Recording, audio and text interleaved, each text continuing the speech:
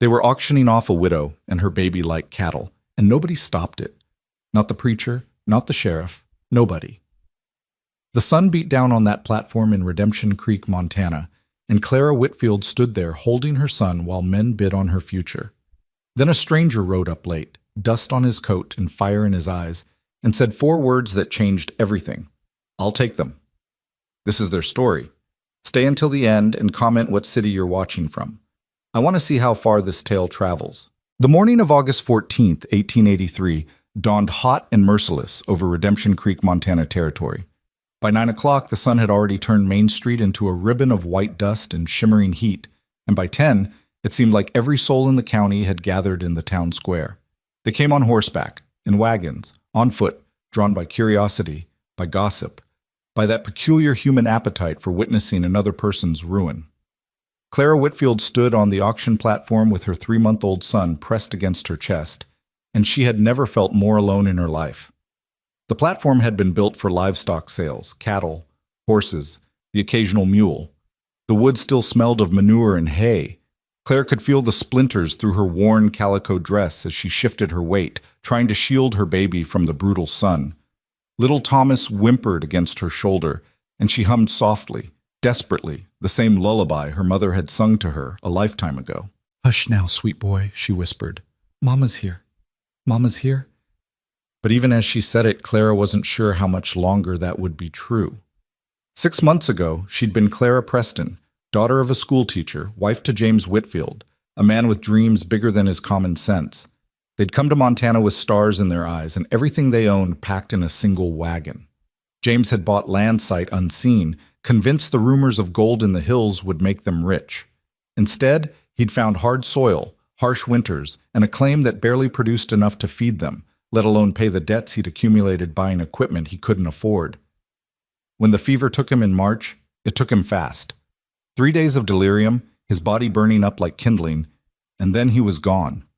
Clara had buried him herself in the frozen ground behind their cabin, her hands blistered and bloody from swinging the pickaxe to break through the frost. She'd thought that was the worst of it. She'd been wrong. The debts came due in April. The bank, the general store, the assay office, everyone James had owed money to suddenly wanted payment, and they wanted it now. Clara had tried to explain that she had nothing, that she was alone with an infant, that she needed time. But Jonathan Griswold, the banker with his pressed suits and cold smile, had been unmoved. "The law is the law, Mrs. Whitfield," he'd said, sitting behind his massive oak desk while Clara stood before him like a schoolgirl called to account. "Your husband's debts are now your debts. If you cannot pay, we have ways of recovering what is owed." She'd asked for an extension. He'd laughed. She'd begged. He'd smiled. And then he told her about the auction. "It's an old territorial law," Griswold had explained, his fingers steepled beneath his chin.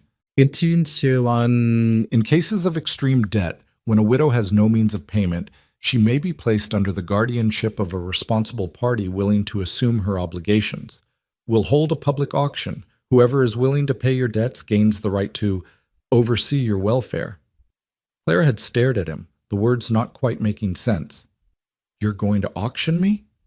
"It's perfectly legal, I assure you. In fact, it's merciful. The alternative would be debtor's prison, and that's no place for a woman with a baby." "This is slavery," Clara had whispered, horror dawning cold and sick in her stomach. "This is business, Mrs. Whitfield. And frankly, you should be grateful. There are men in this territory who would be glad to take on a young widow. You might even find the arrangement favorable." The way he'd said favorable, with that slight curl of his lip, had made Clara want to spit in his face. Instead, she'd gathered what little dignity she had left and walked out of his office with her head high, Thomas crying against her shoulder. That had been 2 weeks ago. Now, standing on the auction platform with the whole town watching, Clara felt that dignity slipping away like water through her fingers. The crowd stretched before her, miners in dusty clothes, ranchers with sunburned faces, merchants in their Sunday best despite it being a Thursday. She saw women she'd once called neighbors, now whispering behind their hands. She saw men she'd once smiled at in passing, now eyeing her with speculation that made her skin crawl. And she saw pity. God, she saw so much pity. That was almost worse than the speculation. Beside her on the platform, Martin Calder, the town's auctioneer, was setting up his podium. He was a florid man with mutton chops and a voice that could carry across 3 counties. He'd sold her husband's tools the week before, had stood on this same platform and auctioned off every pickaxe, every pan, every piece of equipment James had accumulated. The sale had raised $43, not even close to what was owed. Now he was going to sell her. "Ladies and gentlemen," Calder's voice boomed across the square, "if I could have your attention." The crowd quieted, faces turning toward the platform. Clara felt their eyes on her like physical weight. She held Thomas tighter, felt him squirm against her. "We are gathered here today," Calder continued, "for a legal auction sanctioned by the Territorial Court and First Bank of Redemption Creek. The item under consideration is the guardianship of Mrs. Clara Whitfield and her infant son Thomas." Item. He'd called her an item. Clara's jaw tightened, but she kept her expression neutral. She wouldn't give them the satisfaction of seeing her break. Mrs. Whitfield's late husband, James Whitfield, accumulated debts totaling $137 before his untimely passing. As his widow, Mrs. Whitfield has inherited these obligations. However, lacking the means to satisfy said debts, she has been placed under the authority of this auction. A murmur ran through the crowd. Clara caught fragments of conversation. "Shame, really. Shouldn't be legal. But that's a lot of debt for one man. Pretty thing, though. The winning bidder," Calder was saying, "will assume all of Mrs. Whitfield's debts and gain legal guardianship of both her and the child. The terms of guardianship are at the discretion of the guardian, within the bounds of territorial law." Within the bounds of territorial law. That could mean almost anything. A guardian could demand she work as a servant, a cook, a laundress, or worse. The law was vague enough to allow for arrangements that made Clara's stomach turn. She'd heard stories. A widow over in Silver Bend had been auctioned off 3 years ago, had ended up as little more than an indentured servant to a rancher who worked her 16 hours a day and beat her if she complained. Another woman in Copper Falls had been forced to marry her guardian, a man 40 years her senior who'd wanted a young wife and didn't care if she loved him or not. Clara had spent the last 2 weeks trying to find another option. She'd written letters to her family back east, but her parents were dead, and her only brother had made it clear years ago that he wanted nothing to do with her after she'd married that fool dreamer, James. She'd applied for work at every business in town, but nobody wanted to hire a woman with an infant, especially not one who came with a reputation for unpaid debts.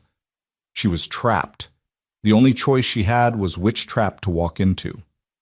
"Now then," Calder said, pulling out a handkerchief to mop his brow. "Let's begin the bidding. Do I hear $50? Silence. Clara's heart hammered against her ribs. For a moment, a wild, irrational hope flared in her chest. Maybe nobody would bid. Maybe she could just walk away, take Thomas, disappear into the mountains. $50, a voice called out. The hope died. Clara's eyes found the speaker, a miner named Hutchins, a man with yellowed teeth and a reputation for cruelty. He'd propositioned her once, 2 months after James died, had cornered her outside the general store and suggested she might need comfort in her time of grief. She'd told him to go to hell. Now he was grinning at her from the crowd, and Clara felt bile rise in her throat. $50 to the gentleman in the back, Calder announced. Do I hear 60? 60, another voice said. This one belonged to Samuel Morrison, a widower who owned the saloon. He was older, gray-haired, and Clara had heard rumors about what he expected from the women who worked for him. She'd rather die than end up in his guardianship. $60. Do I hear 70? 70. The bidding continued, climbing in increments of $5 and $10. Each new voice felt like another nail in Clara's coffin. She recognized some of the bidders, men she'd served coffee to, men who'd tipped their hats to her on the street, men who were now haggling over her like she was a horse at auction. Thomas began to cry in earnest, his small fists flailing against her shoulder. Clara bounced him gently, whispering nonsense words of comfort, but her own heart was breaking and she couldn't keep the tremor out of her voice. $80, Calder crowed. We have $80 for Mr. Hutchins. Do I hear 85? The crowd had grown larger, Clara realized. More people had drifted over from the surrounding businesses, drawn by the spectacle. She saw women in their bonnets, pretending to be scandalized but unable to look away. She saw children tugging on their mother's skirts, asking what was happening. She saw men evaluating her, calculating whether she was worth the investment. 85, Morrison called out, his voice sharp with determination. $85. Do I hear 90? Clara scanned the crowd desperately, looking for a friendly face, anyone who might be willing to help her without expecting something terrible in return. She saw Mrs. Henderson from the boarding house, but the old woman quickly looked away when their eyes met. She saw Reverend Michaels, the Baptist preacher who'd presided over James's funeral, but he was studying his boots with great concentration. Where was the mercy? Where was the Christianity they all claimed to believe in? $90 to Mr. Hutchins. The sun was relentless, beating down on Clara's uncovered head. She'd lost her bonnet somewhere in the chaos of the morning, dropped it maybe, or left it in the wagon that had brought her here. Her dress was soaked with sweat, and Thomas was wailing now, his face red and scrunched with misery. "I'm sorry," Clara whispered to him, tears finally breaking free and streaming down her cheeks. "I'm so sorry, baby. I tried so hard." $95! The crowd was getting excited now, energized by the competition. Clara could hear them placing bets on who would win, could hear them laughing and joking like this was entertainment instead of the destruction of her entire life. Where was God in this moment? Where was justice? $100, Hutchins shouted, triumph in his voice. Calder slammed his gavel on the podium. $100! Going once? Clara closed her eyes. In moments, it would be over. She would belong to Hutchins, and he would expect... She didn't want to think about what he would expect. Going twice, maybe she could run. Maybe if she just jumped off the platform and ran, she could make it to the mountains before they caught her. Maybe she could... $100 in gold. The voice cut through the din like a knife, deep, quiet, but carrying across the square with absolute authority. "I'll take them now."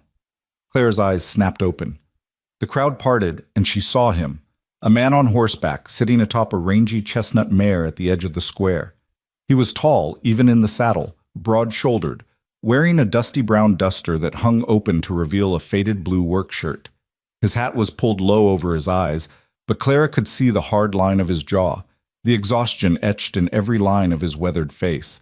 He looked like he'd been riding for days. The man dismounted in one fluid motion, tied his horse to the hitching post, and walked toward the platform. His boots rang against the packed earth with each step.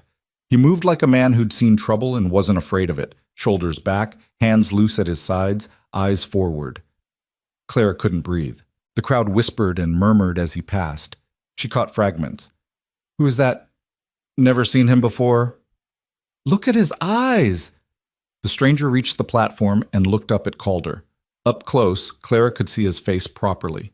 Maybe 35, maybe older, with lines around his eyes that spoke of too much sun and not enough sleep. He had dark hair shot through with premature silver, a scar above his left eyebrow, and eyes the color of storm clouds. He looked at Clara for just a moment, and something in his gaze made her breath catch. There was no speculation there, no calculation, just weariness. And something else, something that looked almost like recognition. Then he turned to Calder and reached into his coat pocket. $100 in gold, he repeated, pulling out a leather pouch. That enough to settle her debts? Calder's mouth worked soundlessly for a moment. Well, the bidding was at $100, but there's also the matter of court fees and how much total? The auctioneer glanced at Jonathan Griswold, who'd been watching from the front row with his arms crossed. The banker stepped forward, his eyes narrowing as he studied the stranger. $115 would settle all accounts, Griswold said slowly. But we don't know you, sir. What exactly are your intentions toward Mrs. Whitfield? The stranger's jaw tightened almost imperceptibly. My intentions are to pay her debts and get her off this goddamn platform. Are you going to accept my money or not? A shocked silence fell over the crowd. Nobody spoke to Jonathan Griswold like that. Nobody. But Griswold's eyes were calculating. The bidding is at 100. If you want a guarantee, 120, the stranger said flatly. He poured gold coins onto the auctioneer's podium, and they gleamed in the harsh sunlight. $20 eagles. 6 of them. Now get her down. The crowd erupted in whispers. Clara stared at the coins, then at the stranger. $20 gold pieces. That was real money, the kind most people in Redemption Creek rarely saw. This man had just laid out more cash than some families earned in a year, and he'd done it without blinking. Who was he? Calder looked at Griswold. Griswold looked at the gold. Greed and propriety warred on his face for exactly 3 seconds before greed won. Sold, Griswold said curtly, to the gentleman for $120. Martin, complete the paperwork. Calder cleared his throat and raised his gavel. Then, by the authority vested in me by the territorial court, I declare this auction complete. Mrs. Clara Whitfield and her son are hereby placed under the guardianship of... He paused, looking at the stranger expectantly. Daniel Avery, the man said quietly. Mr. Daniel Avery, may God have mercy on all concerned. The gavel came down with a sharp crack. It was over. Just like that, Clara's fate had changed hands. She stood frozen on the platform, Thomas still crying against her shoulder, unable to process what had just happened. Daniel Avery turned to face her. Up close, his eyes were even more startling, gray-blue, like the sky before a storm, with depths that suggested he'd seen things that would have broken lesser men. He looked at her not with ownership or desire, but with something Clara couldn't quite identify. Regret? Duty? Ma'am, he said, and his voice was softer now, almost gentle. If you'd step down, please. We should get the child out of this sun. Clara's legs moved on instinct, carrying her down the platform steps. She felt disconnected from her body, like she was watching all of this happen to someone else. Thomas's wails had subsided into exhausted hiccups, and she pressed her lips to his damp forehead. The crowd was dispersing now, the show over, people drifting back to their business. But Clara could feel their eyes still on her, could hear their whispers following her like ghosts. She's lucky, really. Could have been worse. Wonder what he'll do with her.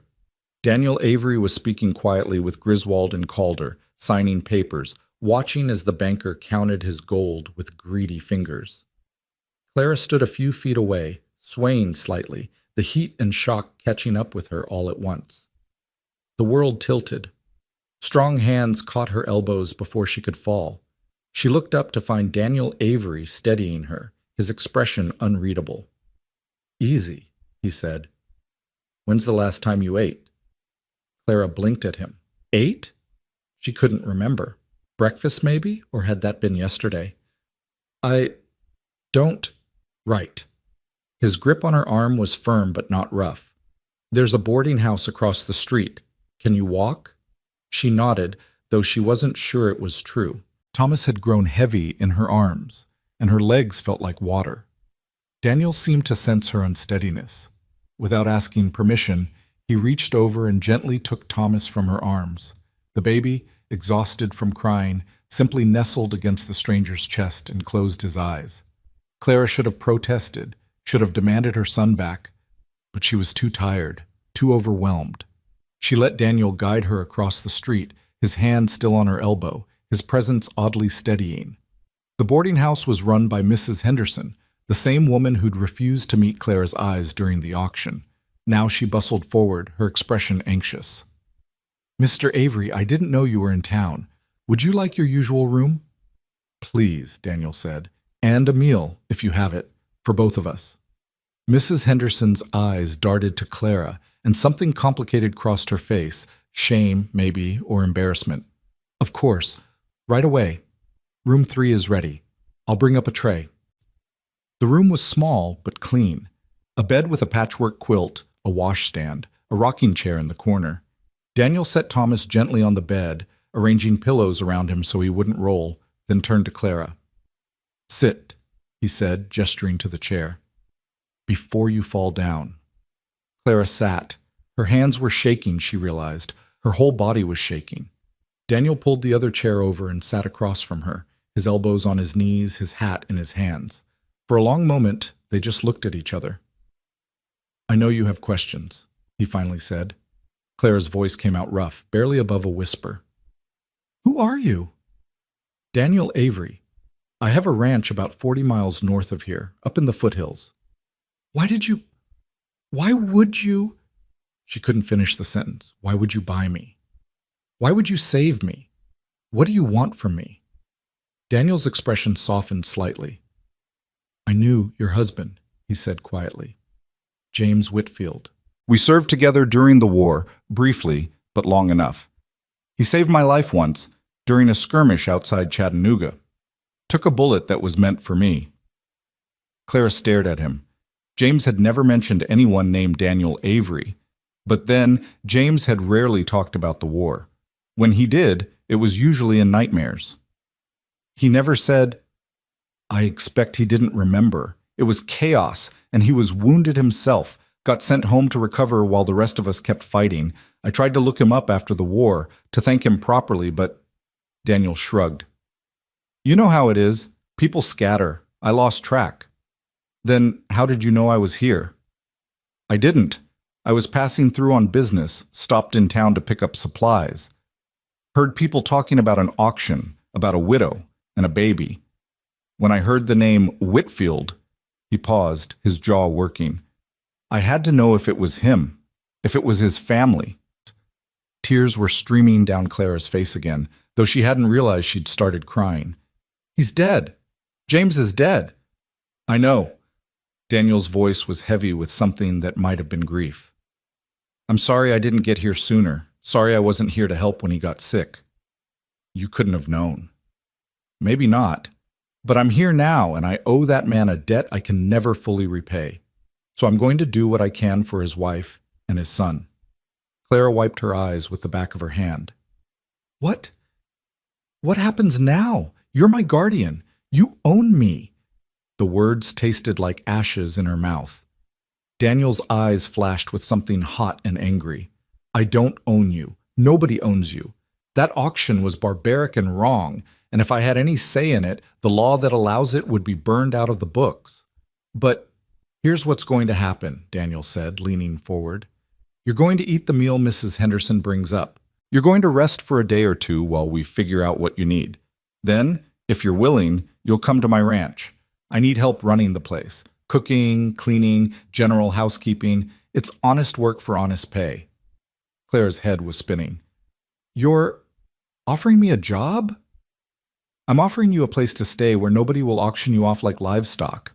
I'm offering you safety for you and your boy. And if you decide after a month or a year or however long that you want to leave, you can.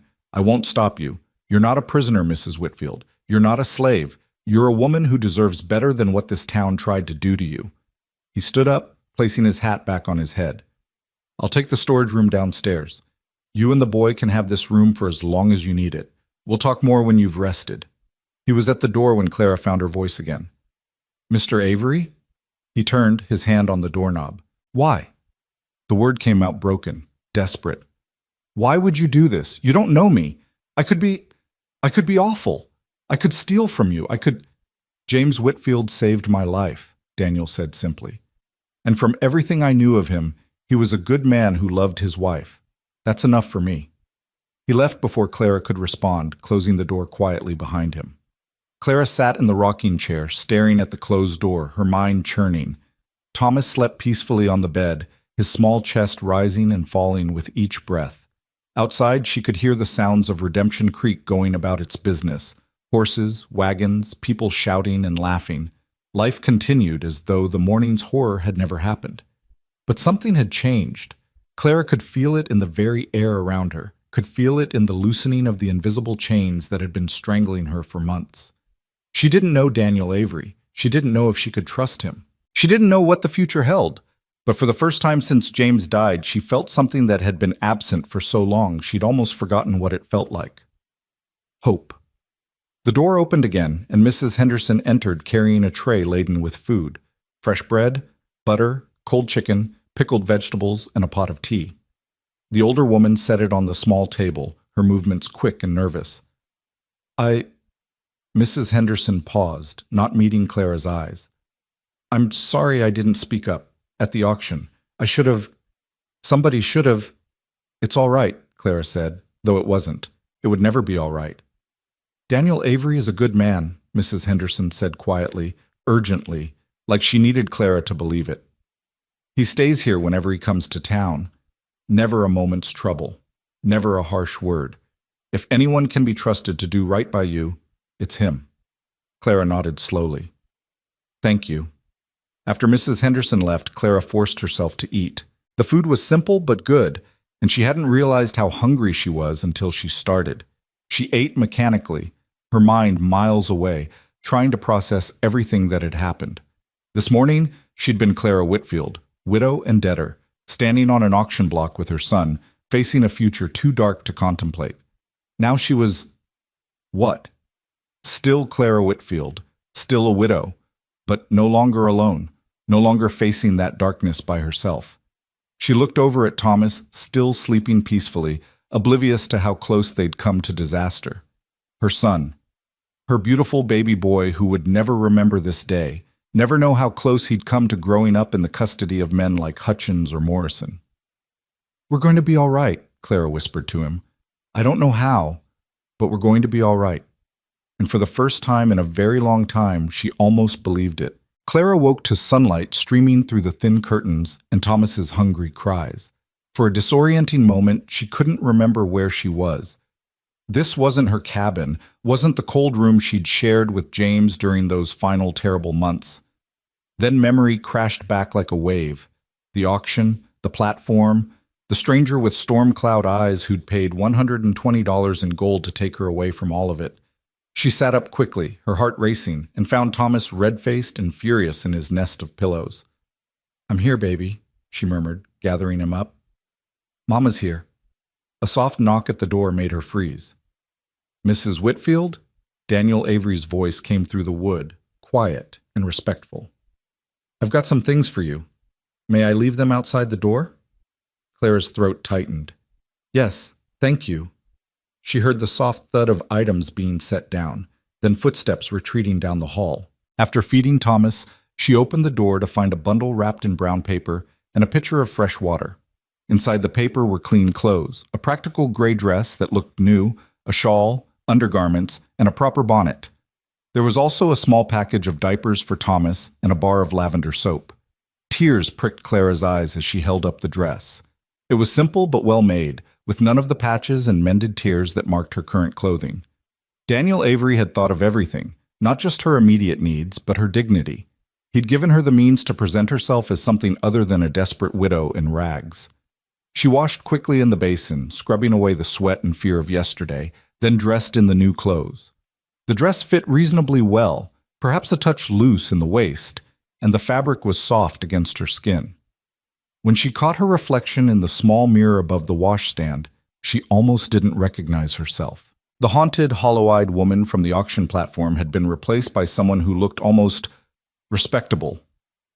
Another knock came, gentler this time. "Mrs. Whitfield, Mrs. Henderson has breakfast ready downstairs if you're feeling up to it." Clara took a deep breath, settled Thomas on her hip, and opened the door. Daniel Avery stood in the hallway, hat in hand, looking like he'd already been up for hours. His dark hair was damp, suggesting he'd washed at the pump outside, and he'd changed into a clean shirt, but the exhaustion still lived in his eyes, etched in the lines around his mouth. "The dress fits," he observed, and something that might have been relief crossed his face. "Good." Mrs. Henderson guessed at the size. "It's perfect," Clara said quietly. "Thank you for everything. I don't know how I'll ever—" "No need for that," Daniel interrupted, but not unkindly.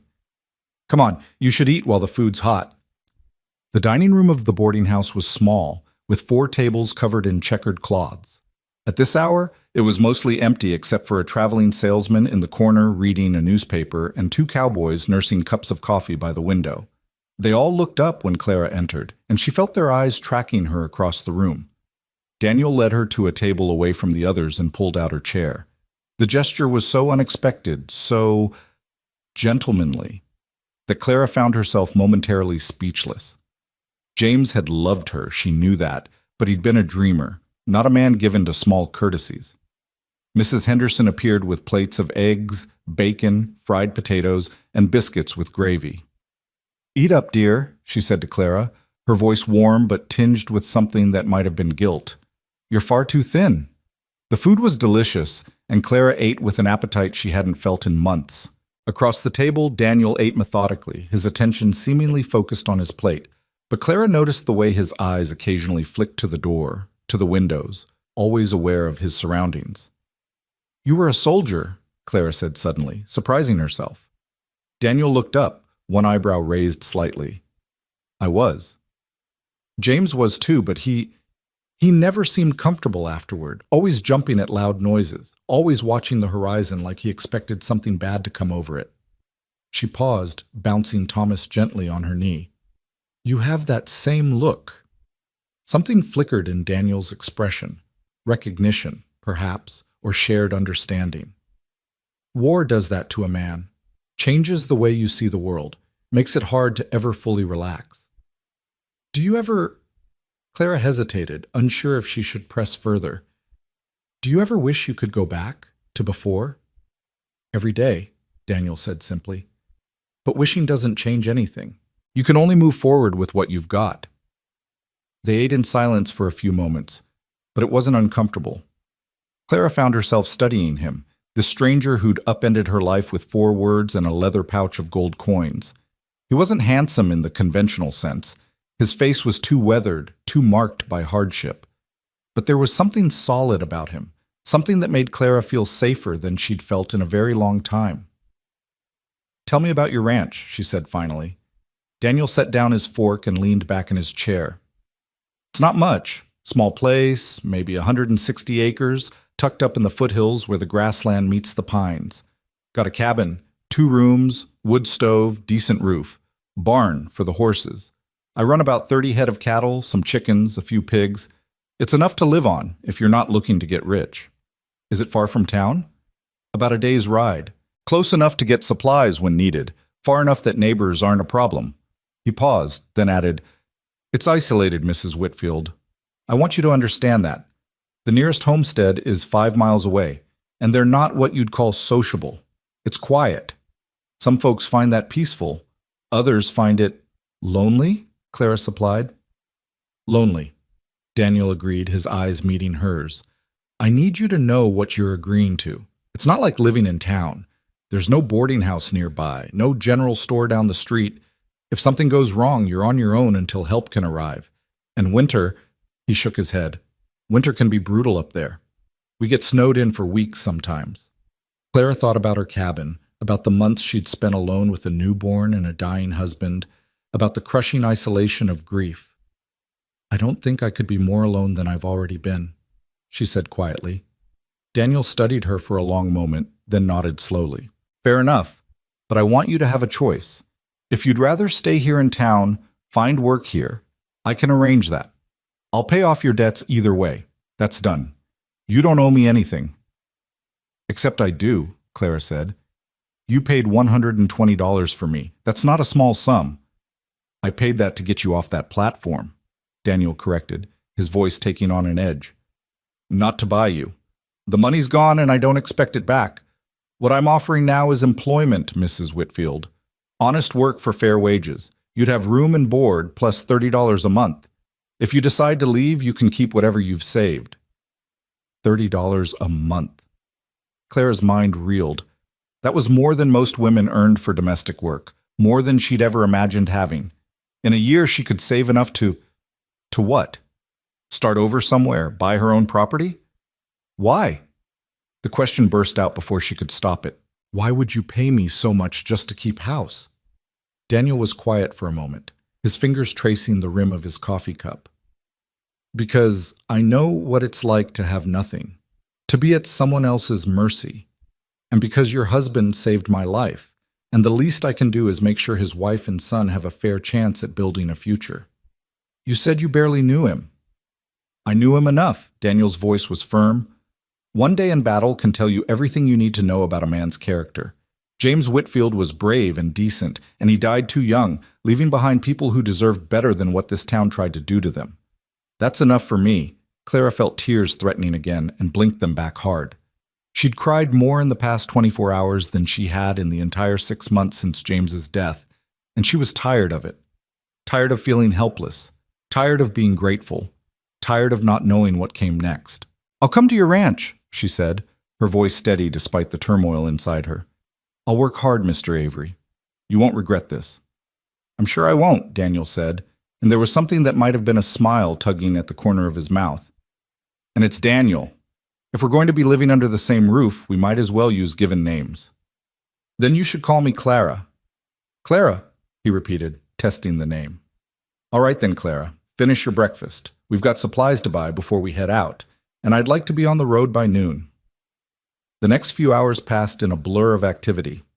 Daniel took Clara to the general store, where he purchased enough supplies to fill 2 large crates: flour, sugar, coffee, salt pork, dried beans, canned goods, bolts of fabric, sewing notions, and a dozen other essentials. He added blankets, cooking pots, and a small stove burner without consulting her, then surprised her by asking what she needed for Thomas. I don't know," Clara admitted, overwhelmed by the abundance. "Diapers, I suppose. And maybe some fabric to make him new clothes. He's growing so fast." Daniel nodded and added those items to the growing pile. The storekeeper, a nervous man named Paulson, who'd been at the auction, kept shooting anxious glances between them. "That'll be $47, Mr. Avery," he said, tallying up the purchases. Daniel counted out the money without blinking, which sent Paulson's eyebrows nearly to his hairline. Clara felt a flutter of anxiety in her stomach. Daniel had already spent $120 yesterday, and now another $47. How much money did this man have? As if reading her thoughts, Daniel caught her eye as they left the store. "Don't worry about the cost. I do all right for myself. Not rich, but comfortable enough." "You must be more than comfortable to spend this kind of money so easily," Clara said before she could stop herself. Daniel's expression closed off slightly, and Clara immediately regretted the comment. "I'm sorry. That was rude. It's none of my business." "It's a fair question," Daniel said after a moment. "Truth is, I made some lucky investments in silver a few years back. Sold at the right time, banked most of it. I live simple because I choose to, not because I have to." He paused at his horse, running a hand down the mare's neck. "But I remember what it's like to be hungry, to not know where the next meal is coming from. Money's just a tool, Clara. It's meant to be used, especially when it can do some good." They loaded the supplies into a wagon Daniel had arranged to rent, and he helped Clara climb up onto the seat. Thomas was sleeping peacefully in her arms, lulled by his full belly and the morning warmth. "One more stop," Daniel said, climbing up beside her. "The land office." Clara looked at him in confusion. "Why?" "Legal matters. Want to make sure the guardianship papers are filed properly, and I need to put some things in writing." The land office was a small building next to the bank, presided over by a clerk with ink-stained fingers and spectacles that kept sliding down his nose. Daniel explained what he needed, and the clerk nodded knowingly.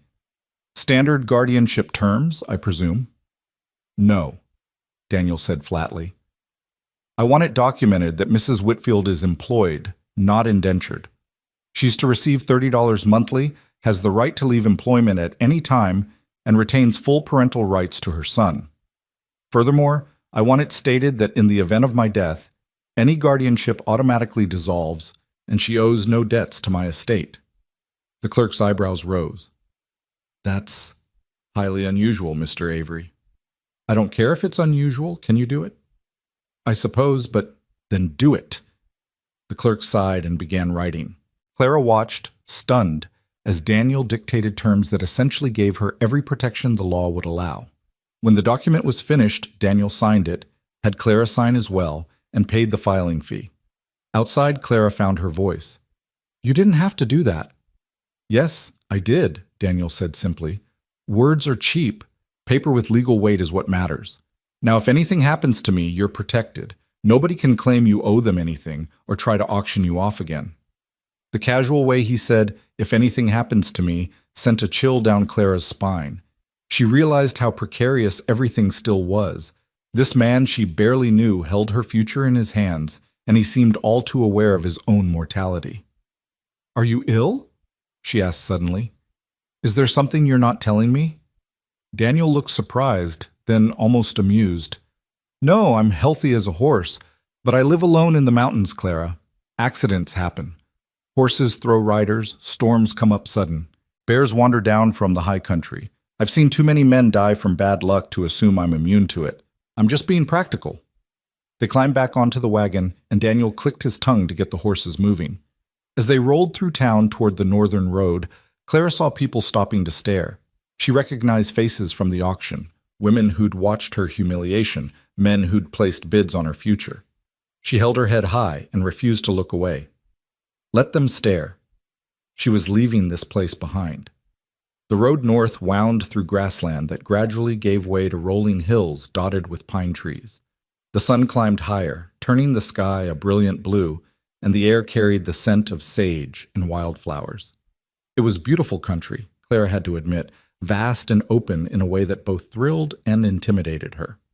Thomas woke and fussed, so Clara nursed him discreetly beneath her shawl. Daniel kept his eyes on the road, giving her privacy, which she appreciated. When Thomas was satisfied, he gazed up at her with James's blue eyes, and Clara's heart clenched. "He looks like his father," Daniel observed quietly. "He has James's eyes and his chin," Clara agreed. "But I think he'll be taller. James was average height, but my father was a tall man." "What was your father like?" Clara smiled, remembering. "Gentle, patient. He was a school teacher back in Ohio, taught me to read before I was 4. He loved books more than anything except my mother." The smile faded. "They both died of cholera when I was 17. That's when I met James. He was so full of life, so convinced he could build something wonderful out here. I believed him. But it didn't work out that way." "No," Clara said softly. "The land was harder than he expected. The gold never materialized. By the time Thomas came, we were barely scraping by. And then James got sick." She trailed off, unable to continue. Daniel didn't press for more. They rode in silence for a while, the wagon creaking beneath them, the horses' hooves beating a steady rhythm against the packed earth. "I was married once," Daniel said suddenly, surprising Clara. "Before the war. Her name was Sarah. She was 19, I was 21. We had 6 months together before I enlisted." Clara waited, sensing there was more. "She wrote me letters every week while I was gone. I carried them with me, read them so many times the paper started to fall apart. She told me about her garden, about the neighbors, about how she was fixing up our little house. She said she'd wait for me forever if she had to." Daniel's hands tightened on the reins. "When I finally made it home, 2 years after the war ended, I found her grave. She'd died of pneumonia that first winter, buried next to our baby daughter. I hadn't even known she was pregnant." "Daniel," Clara breathed, her hand instinctively reaching toward him before she caught herself. "I'm so sorry." "It was a long time ago," Daniel said, but the pain in his voice suggested otherwise. 20 years next month. "I stayed in Ohio for a while after, tried to make a go of farming, but everywhere I looked, I saw her. Heard her voice in the wind, saw her face in every woman who passed. So I came west, started over where nothing reminded me of what I'd lost." "Is that why you never remarried?" Daniel shrugged. "Partly, but mostly because I like the quiet. Solitude suits me. At least I thought it did." He glanced at her, his expression unreadable. "We'll see how I manage with company." "I'll try not to be too much of a burden," Clara said, attempting lightness. "You're not a burden," Daniel said firmly. "Don't ever think that. You and the boy are welcome for as long as you want to stay." They stopped around midday to rest the horses and eat the cold lunch Mrs. Henderson had packed for them. They sat in the shade of a massive cottonwood tree while Thomas played on a blanket, grabbing at grass and putting everything in his mouth. "He's a good baby," Daniel observed, watching Thomas with an expression Clara couldn't quite read. "Doesn't fuss much. He cries when he's hungry or tired, like any baby. But yes, he's generally content." Clara paused. "Do you mind having a baby in your house? I know it'll be noisy sometimes, messy." "I don't mind," Daniel said. "Might be nice, actually. Place has been too quiet for too long." After lunch, they continued north. The landscape grew more dramatic as they climbed into the foothills. Steep ridges covered in dark pines, valleys where streams glittered in the afternoon sun, meadows brilliant with late summer wildflowers. They passed a few other travelers on the road, and Daniel nodded politely but didn't stop to chat. As the sun began its descent toward the western horizon, Clara started to worry. Will we make it before dark? We'll make it, Daniel assured her. Another hour, maybe less.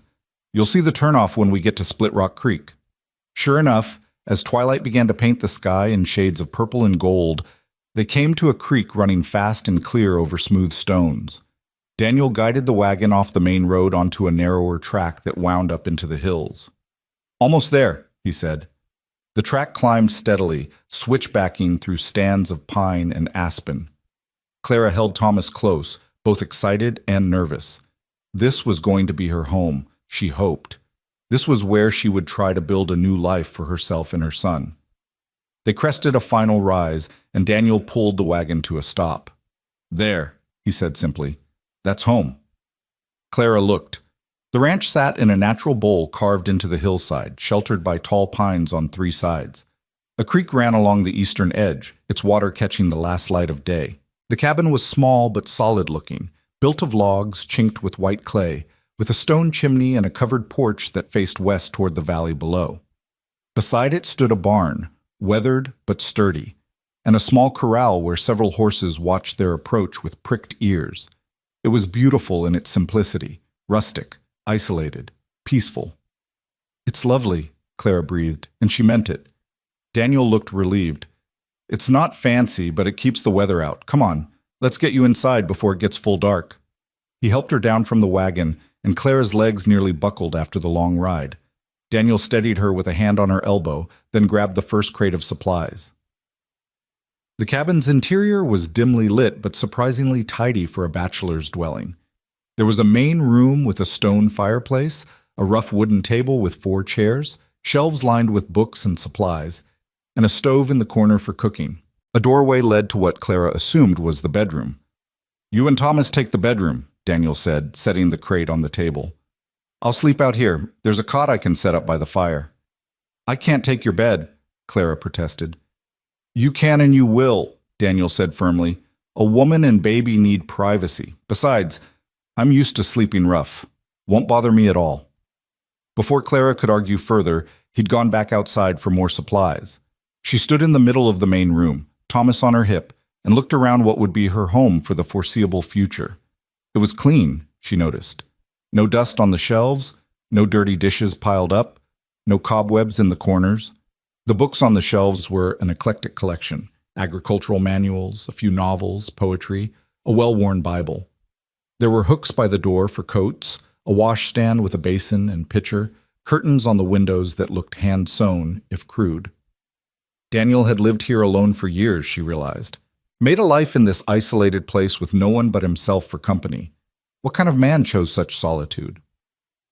Daniel returned with another crate, then another. Soon the table was piled with supplies. He lit the lamps, started a fire in the stove, and began putting things away with the efficiency of long practice. There's a spring house out back where we keep things cool, he explained. Smokehouse too, for meat. Chickens are in the coop behind the barn. They'll need checking in the morning. Horses need water twice a day, feed once. Cattle mostly take care of themselves this time of year, grazing up on the high meadow, but I check on them every few days.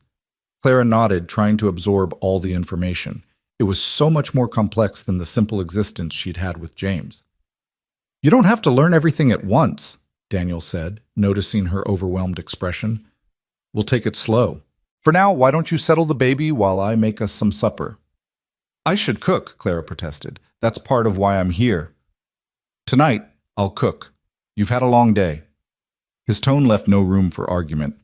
Clara took Thomas into the bedroom and found a sturdy bed with a thick mattress, fresh sheets, and several quilts. There was a dresser with a wash basin, a rocking chair, and even a small cradle in the corner. You made this? Clara called out, running her hand over the smooth wood of the cradle. Last winter, Daniel replied from the main room. Had time on my hands. Clara laid Thomas in the cradle, and he immediately began to fuss. She picked him up again, settling into the rocking chair to nurse him. Through the open doorway, she could see Daniel moving around the kitchen area with comfortable familiarity, slicing bacon, mixing cornbread, setting a pot of beans to warm on the stove. Watching him cook, Clara felt something shift in her chest, a complicated tangle of gratitude, relief, and something else she didn't want to examine too closely. This man was a stranger. She'd known him for barely a day, and yet he'd already shown her more kindness than anyone had in months. Be careful, she told herself. Don't mistake gratitude for anything more. You're an employee here, nothing else. But even as she thought it, Clara knew it wasn't quite that simple.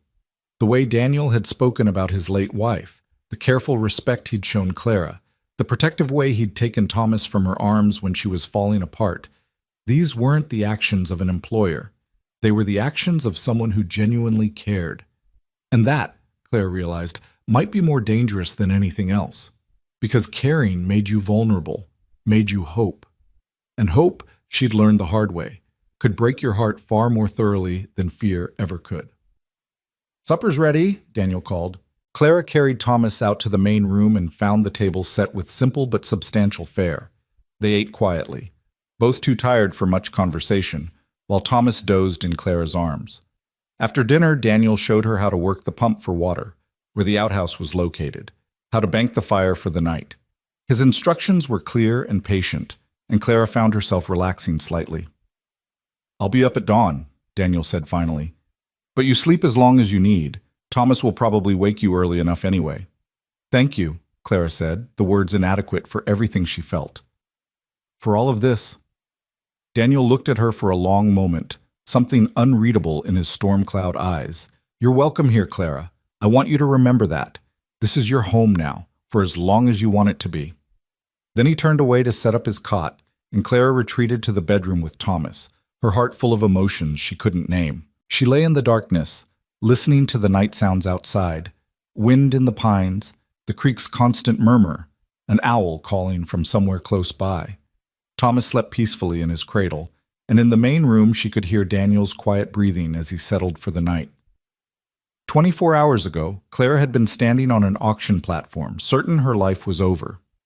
Now she was lying in a comfortable bed in the Montana mountains, her son safe beside her, protected by a man who asked nothing of her but honest work. It didn't seem real. None of it seemed real. But as exhaustion finally pulled her under, Clara allowed herself something she hadn't permitted in months. She allowed herself to believe that maybe, just maybe, things were going to be all right after all. Clara woke to the smell of coffee and the sound of an axe biting into wood. For a moment she lay still, disoriented by the unfamiliar ceiling beams above her, the quality of light filtering through curtains she didn't recognize. Then Thomas made a small sound in his cradle, and everything came flooding back. The ranch, Daniel Avery, the impossible turn her life had taken. She rose quickly, attending to Thomas before washing her face in the basin Daniel had filled sometime before dawn. Through the bedroom window, she could see him in the yard, sleeves rolled up despite the morning chill, splitting logs with steady, powerful strokes. His breath came out in white puffs in the cool air, and Clara found herself watching the rhythm of his work, the way he set each log, the precision of his aim, the efficient way he stacked the split pieces. This was her employer now, her protector. She needed to remember that and not let herself forget the precariousness of her position here. Thomas was hungry and fussing, so Clara nursed him in the rocking chair, then dressed them both in the clothes Daniel had provided. When she emerged into the main room, she found the fire already crackling in the stove and a pot of oatmeal warming. Daniel came in a moment later, arms loaded with firewood. "Morning," he said, his voice still rough with the early hour. "Hope I didn't wake you." "You didn't. Thomas did, as usual." Clara moved toward the stove. "Let me finish breakfast. You've already done enough." "It's just oatmeal, nothing fancy." But he stepped aside, letting her take over the cooking. Clara added more water to the pot, stirred in some of the brown sugar and cinnamon she'd seen in the supplies, and cut thick slices of bread from the loaf Daniel had made. Surprisingly good bread, she noted. They ate together at the table, Thomas propped in Clara's lap, grabbing at everything within reach. "He's going to need a high chair," Daniel observed. "I can make one if you tell me what would work best." "You don't have to—" "Clara." Daniel's voice was patient but firm. "I know I don't have to. I want to. Besides, it'll make your life easier, and that's part of why you're here, to make the ranch run smoother. Can't do that if you're constantly juggling a baby while trying to work." She nodded, feeling the heat rise in her cheeks. She wasn't used to someone anticipating her needs, wasn't used to being considered at all. "Thank you. That would be helpful." After breakfast, Daniel gave her a proper tour of the ranch. The barn was larger than it had seemed in the twilight, with stalls for 6 horses, though only 4 were currently occupied, and a hayloft above. The tack room was meticulously organized, every bridle and saddle in its place, every tool clean and oiled. "You keep things neat," Clara commented. "Learned in the army. Everything in its place means you can find it when you need it, even in the dark." Daniel ran his hand along a saddle, checking the leather. "Plus good care means things last. Can't afford to replace equipment every season." He showed her the chicken coop, where a dozen hens clucked and scratched. "Gather eggs every morning. They're good layers, should get 8 or 9 a day. Watch out for that red hen, though. She's mean." As if to prove his point, the red hen charged at Clara with wings spread. Daniel stepped between them calmly, and the hen retreated with an indignant squawk. "She just needs to know who's boss," he said, amusement flickering in his eyes. The spring house was built over a cold stream that kept milk, butter, and meat fresh. The smokehouse held several slabs of bacon and a ham. There was a root cellar dug into the hillside, currently half empty but ready for the fall harvest. A vegetable garden behind the cabin showed signs of neglect. Weeds had taken over, though Clara could see the remnants of what had been orderly rows. "I'm not much for gardening," Daniel admitted. "Always meant to keep it up, but—" He shrugged. "If you wanted to revive it, you're welcome to. Might be nice to have fresh vegetables again." Clara studied the garden plot, mentally cataloging what could be salvaged. It was late in the season, but there might still be time for quick-growing crops. "I'd like that. My father always kept a garden. He taught me." "Then it's yours to do with as you please." They walked up to the high meadow where the cattle grazed, a climb that left Clara breathless, but rewarded her with a view that stretched for miles. Rolling hills covered in pine, distant mountains still capped with snow, and far below the silver thread of a river cutting through the valley. "It's beautiful up here," Clara breathed, shifting Thomas to her other hip. "So peaceful." "It is," Daniel agreed, his eyes scanning the herd. "In good weather, anyway. Winter's different. Sometimes I don't see another soul for a month or more when the snows come." "Does that bother you?" "Used to not think so." He glanced at her, then away. "Ask me again come spring." They counted the cattle, 32 head, 2 more than Daniel had mentioned, and checked for any signs of injury or illness. Everything looked healthy, and Daniel seemed satisfied. On the walk back down, Thomas grew heavy in Clara's arms. Without a word, Daniel reached over and took the baby, settling him against his shoulder with surprising ease. Thomas immediately grabbed a fistful of Daniel's shirt and held on, his blue eyes wide and curious as he watched the world from this new vantage point. "You're good with him," Clara said softly. Daniel's expression was hard to read. "Had a lot of practice with my sister's kids before the war. She had 5, all boys. I was the favorite uncle." His voice carried a note of old grief. "Haven't seen them in years. Don't even know if they remember me. Why don't you visit?" "Too many ghosts back there. Sarah's buried in the church cemetery right next to her family plot. Every street corner has a memory I'd rather not revisit." He adjusted Thomas, who was starting to doze. "Out here, I can just be Daniel Avery, rancher. Not Daniel Avery, the man who came home too late, who couldn't save his wife, who let his whole life turn to ash." The raw honesty in his words made Clara's throat tight. "I understand that. Wanting to escape who you used to be." "Do you?" Daniel looked at her directly. "Want to escape, I mean?" Clara thought about Redemption Creek, about the auction platform, about the way her neighbors had watched her humiliation with a mixture of pity and morbid fascination.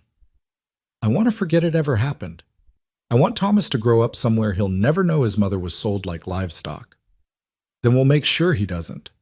Far as anyone up here needs to know, you're my housekeeper, and that's the end of the story."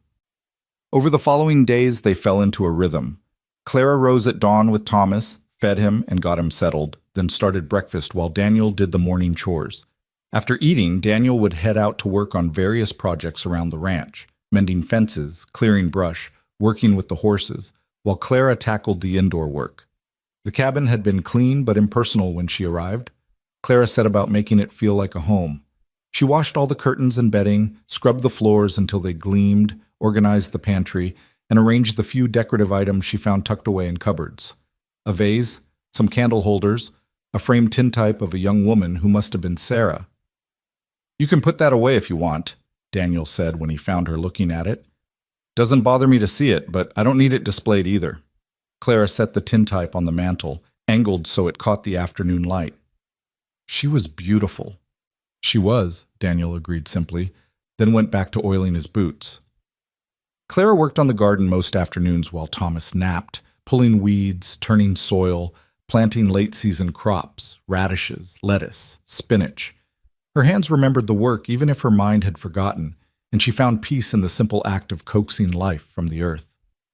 Daniel was often nearby during these hours, working on some project or another. He'd started building the high chair he'd promised, and Clara could hear the steady rasp of his saw, the tap of his hammer. Sometimes they talked, sometimes they worked in companionable silence.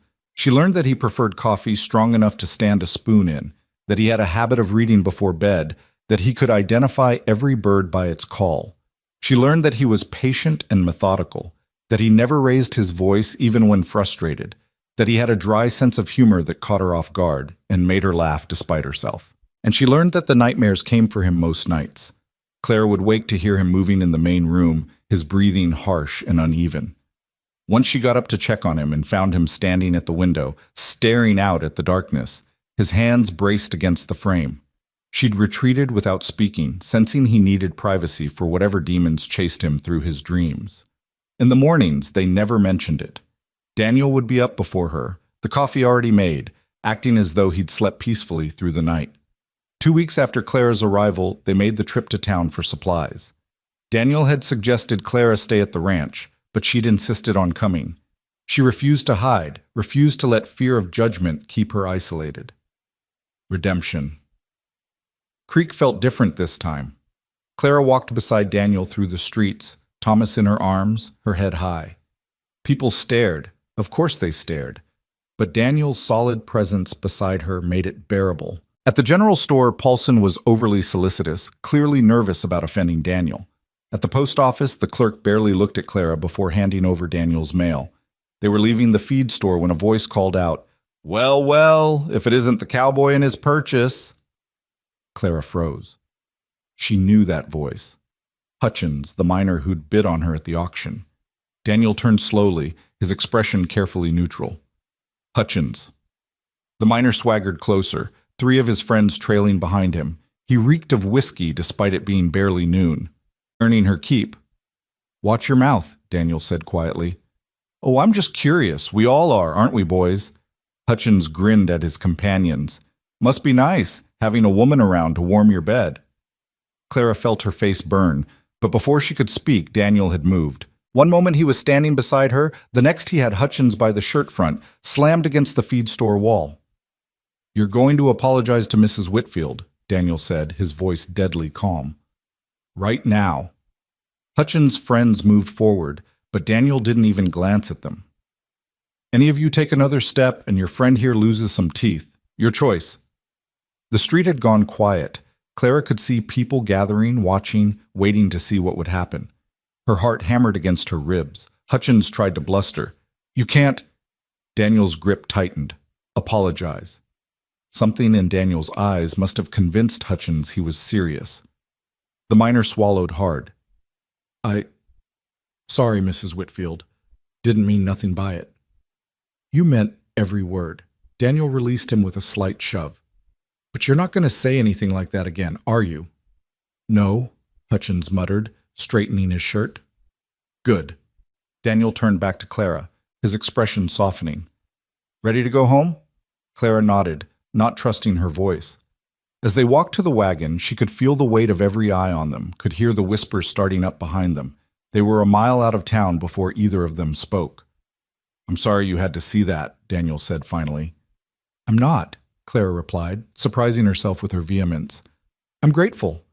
Nobody stood up for me like that in, maybe ever." Daniel glanced at her. James was a good man, but he wasn't a fighter.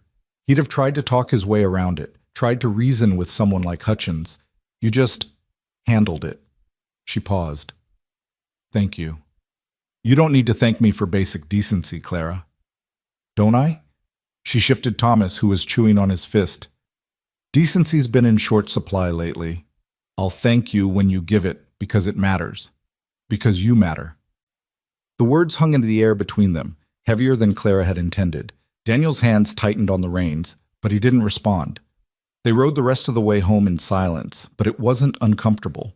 If anything, Clara felt like something had been said that needed saying, some line had been crossed that couldn't be uncrossed. That night, after Thomas was asleep, Clara found Daniel on the porch, sitting on the steps and looking out at the stars. The night was clear and cold, the sky so full of stars it looked like someone had spilled diamonds across black velvet. "Mind if I join you?" Clara asked. Daniel moved over slightly, making room. Clara sat beside him, wrapping her shawl tighter against the chill. "I've been thinking," she said after a moment, "about what happened today. Clara, I told you, let me finish." She took a breath. "I've been thinking about how easy it would have been for you to let Hutchins say what he wanted, to avoid confrontation, to protect yourself instead of me. But you didn't. You put yourself between me and ugliness, and I need you to know what that means to me." Daniel was quiet for so long that Clara thought he wouldn't respond. Then, "When I came back from the war and found Sarah gone, I wasn't right for a long time after. Kept thinking about all the moments I'd missed, all the times I could have been there and wasn't. Every choice I'd made that led to me being too late to save her. That wasn't your fault. I know. Up here, I know." Daniel tapped his temple. "But knowing something and believing it are different things. For years I've been telling myself I don't deserve another chance, don't deserve to care about anyone again because I failed so completely the first time." Clara's breath caught. "And now? Now I'm starting to think maybe that was just cowardice dressed up as nobility. Maybe the real sin isn't trying again, it's giving up entirely." He turned to look at her, and in the moonlight his eyes were dark and fathomless. "You and Thomas being here. It's reminded me what it feels like to have something worth protecting. I'd forgotten that feeling, didn't realize how much I'd missed it until it came back." Clara's heart was beating so hard she was sure Daniel could hear it. "I'm not her," she said softly. "I'm not Sarah, and I'm not trying to replace her. I know that. You're Clara, stubborn, strong, braver than you give yourself credit for. You stood on that auction platform with your chin up when most women would have collapsed. You're raising a baby alone in circumstances that would break most people. And you're here now, making a life out of nothing, refusing to let what happened to you define who you are." His voice roughened. "If anything, I'm not worthy of you." "Don't say that." Clara's hand found his without her quite meaning for it to. His fingers were calloused, warm despite the cold air. "We're both just people trying to survive, trying to build something better than what we lost. Maybe that's enough." Daniel's hand tightened around hers. "Maybe it is." They sat there on the porch steps as the stars wheeled overhead, hands clasped, neither speaking, both aware that something fundamental had shifted between them. Clara knew she should pull away, should maintain the distance appropriate between employer and employee. But his hand was warm and solid, and she was so tired of being alone. When the cold finally drove them inside, Daniel banked the fire while Clara checked on Thomas. At the doorway to the bedroom, she paused. "Daniel?" He looked up from the hearth. "I'm glad I'm here. I'm glad it was you who rode up that day." His expression softened in the firelight. "So am I, Clara. So am I." The weeks rolled into a month, and autumn began to paint the hillsides in shades of gold and crimson.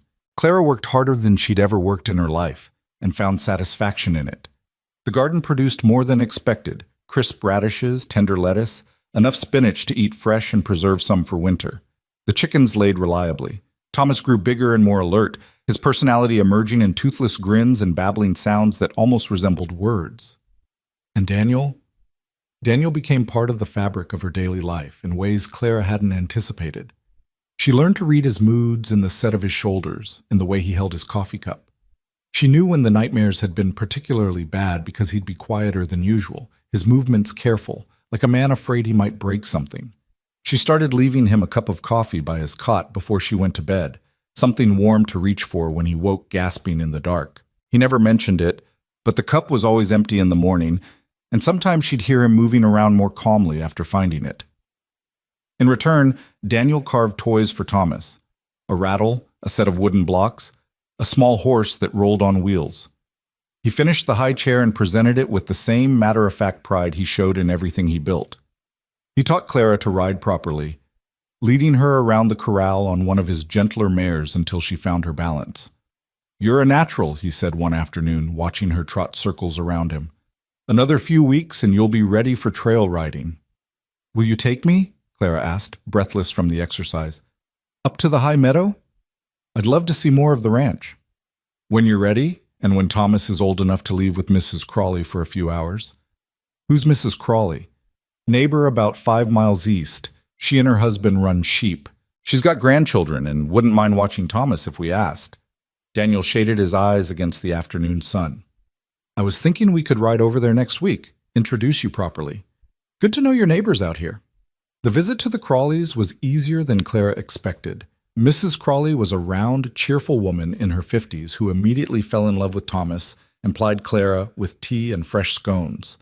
Her husband was taciturn but kind, and their ranch was well maintained despite being smaller than Daniel's. "It's good Daniel's got company finally," Mrs. Crawley confided while the men talked cattle prices on the porch. "He's been alone too long up there. Man needs people, needs family. It's not healthy, all that solitude." "I'm just his housekeeper," Clara said quickly. Mrs. Crawley gave her a look that suggested she didn't believe that for a second, but was too polite to say so. "Of course, dear, however you want to call it. I'm glad you're here. And you come visit any time, you hear? It gets lonely for us women out here, too." On the ride home, Clara mulled over Mrs. Crawley's words. What did people think about her and Daniel? Did they assume they were more than employer and employee? Did it matter if they did? "You're quiet," Daniel observed. "Just thinking." "About?" Clara hesitated, then decided honesty was easier than evasion. "Mrs. Crawley seemed to think that you and I were more than we are." Daniel's expression didn't change. "Does that bother you?" "I don't know. Does it bother you?" "I stopped caring what people think a long time ago." He was quiet for a moment. "But if it's going to cause you trouble, cause people to talk." "People are already talking," Clara interrupted. "They watched me get auctioned off like cattle, Daniel. My reputation couldn't get much worse. If Mrs. Crawley wants to think we're courting or married or whatever she imagines, I don't see how it hurts anything." "Courting," Daniel repeated, and there was something in his voice Clara couldn't quite identify. Amusement? Hope? Is that what we're doing? Clara's heart skipped a beat. That's not what I meant. It's all right, Clara. But the corner of Daniel's mouth quirked slightly, and Clara felt her face heat. Let's get home. Those clouds look like rain, and I want to get the horses under cover before it hits. That night it stormed, a proper mountain storm that rattled the windows and sent rain hammering against the roof. Clara sat in the rocking chair with Thomas, who was fussy and upset by the thunder. She sang to him softly, the same lullabies her mother had sung, trying to soothe them both. Through the bedroom doorway, she could see Daniel reading by lamplight, seemingly unbothered by the storm. He'd changed into dry clothes after securing the barn, and his hair was still damp, curling slightly at the ends. Clara found herself watching him, noting the way the lamplight shadowed the planes of his face, the unconscious grace in how he turned the pages of his book. When had he become so familiar to her? When had the sight of him stopped being that of a stranger and started being something closer to home? A particularly loud crack of thunder made Thomas wail, and Daniel looked up. "He all right?" "Just scared. He's not used to storms like this." Daniel set his book aside and came to the bedroom doorway. "May I?"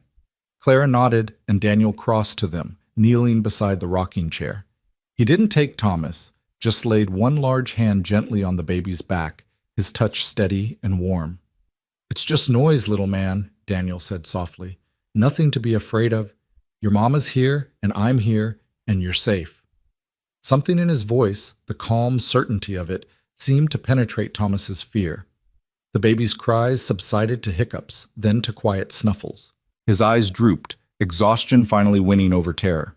Daniel stayed kneeling beside them until Thomas was fully asleep, his hand a constant, reassuring presence. Clara was acutely aware of how close he was, could smell the clean scent of rain on his skin, could see every detail of his face in the lamplight. "Thank you," she whispered. Daniel looked up at her, and the expression in his eyes made Clara's breath catch. There was tenderness there, yes, but also longing and uncertainty, and something that looked almost like fear. "Clara," he began, his voice rough, "I need to tell you." Another crack of thunder shook the cabin, and Thomas startled awake with a cry. The moment shattered. Daniel pulled back, standing quickly. "I should let you settle him," he said, his voice returning to its usual steady tone. "Good night, Clara." "Good night," Clara managed, but he was already retreating to the main room, leaving her wondering what he'd been about to say. She rocked Thomas back to sleep, her mind churning. Something was happening between them, something she hadn't planned for and didn't quite know how to name. She cared for Daniel, that much was undeniable. Cared for him in ways that went far beyond gratitude, in ways that had nothing to do with him being her employer or protector. But what did that mean? Where could it possibly lead? She was a widow with a baby, an auctioned woman with debts that had only recently been cleared. He was a scarred veteran who'd built walls around himself so thick he'd spent 20 years alone rather than risk caring for someone again. They were both broken in their own ways, both haunted by losses that still ached like fresh wounds. What kind of foundation was that for anything real?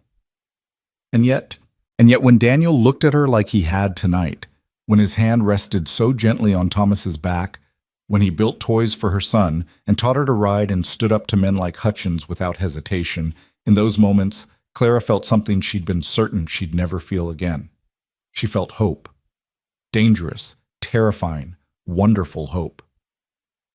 The storm raged on into the night, but inside the cabin, Clara held her sleeping son and tried to imagine a future she'd thought lost forever.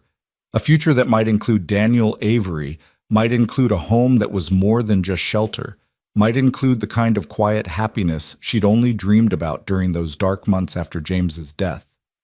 It was too soon, she told herself. Too complicated. Too uncertain. But as lightning flashed and thunder rolled across the mountains, Clara allowed herself to believe that maybe, just maybe, something beautiful could grow from the ashes of what she'd lost. Maybe two broken people could help each other become whole again. Maybe the man sleeping restlessly in the main room and the woman rocking her baby in the bedroom could build something together that neither could build alone. Maybe wasn't much to hold on to, but for now, for tonight, it was enough. The morning after the storm dawned clear and cold, the air scrubbed clean and smelling of pine and wet earth. Clara woke to find Daniel already gone from the cabin, though he'd left fresh coffee on the stove and a note saying he was checking for storm damage. She fed Thomas, dressed them both, and was kneading bread dough when Daniel returned, his expression troubled. "Creek's running high," he said, hanging his wet coat by the door. "Real high. Part of the fence down by the lower pasture washed out, and there's a tree across the trail to town. Nothing we can't fix, but it'll take some work." "Can I help?" Clara asked, then immediately felt foolish. What could she possibly do with a baby on her hip and no experience with fence repair? But Daniel didn't laugh or dismiss her. "Actually, yes. I'm going to need to be out there most of the day. If you could pack me some lunch and keep things running here, that would help considerably. And keep an eye on the creek. If it keeps rising, we might need to move the chickens to higher ground." So began a pattern that would repeat itself many times over the coming weeks. Daniel would work from dawn until after dark on the endless tasks that kept a ranch running, while Clara managed the household and watched over Thomas. But it wasn't the one-sided arrangement it might have seemed. Clara cooked meals that were waiting when Daniel came in exhausted. She mended his clothes before he had to ask, kept his coffee cup filled during the brief moments he sat down, and learned to anticipate what he'd need before he needed it. In return, Daniel never treated her like a servant.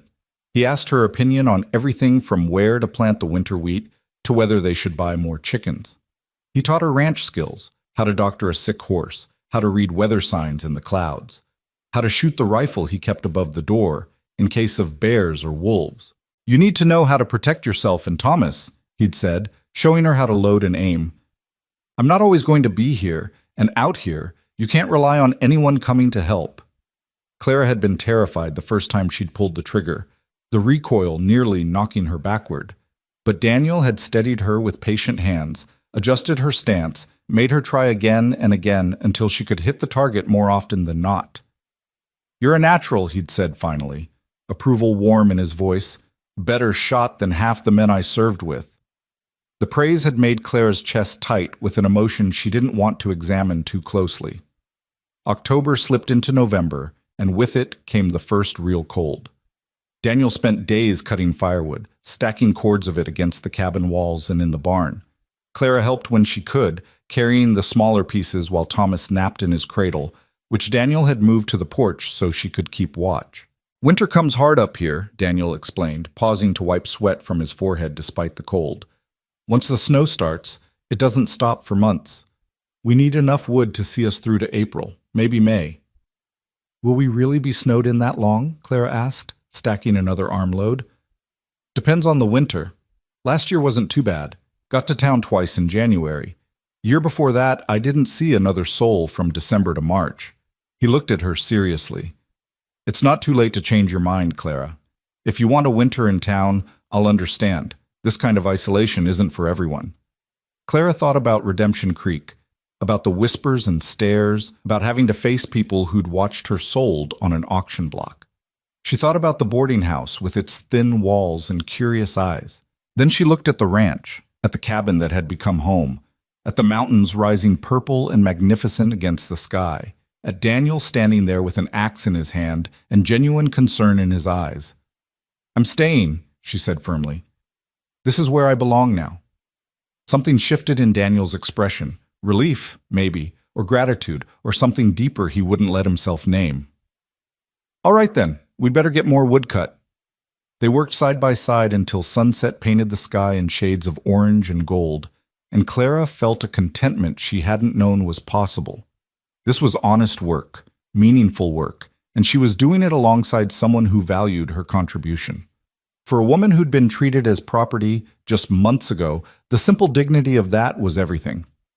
That evening, after supper, Daniel pulled out a worn deck of cards. You know how to play gin rummy? My father taught me when I was little, but I haven't played in years. Good. I'm tired of playing solitaire. He dealt the cards with practiced ease. Fair warning, I'm competitive. Clara laughed, the sound surprising her. When had she last laughed like that, free and genuine? So am I. They played 3 hands, trading victories, their banter growing easier and more playful as the evening wore on. Thomas watched from his high chair, chewing on a wooden block and babbling commentary. When Clara won the final hand, Daniel threw down his cards in mock defeat. You hustled me. You said you hadn't played in years. I said I hadn't. I didn't say I'd forgotten how. Clara grinned at him, feeling lighter than she had in longer than she could remember. Daniel shook his head, but his eyes were warm with amusement. Rematch tomorrow? Only if you're prepared to lose again. We'll see about that, Mrs. Whitfield. The easy use of her name, the playfulness in his tone, it all felt so natural, so right. Clara helped him clean up the cards, their hands brushing as they reached for the same one, and the brief contact sent a jolt through her that had nothing to do with static electricity. Their eyes met, held. Daniel's hand stilled over hers, his thumb grazing her knuckles in a touch so light it might have been accidental. Except it wasn't accidental.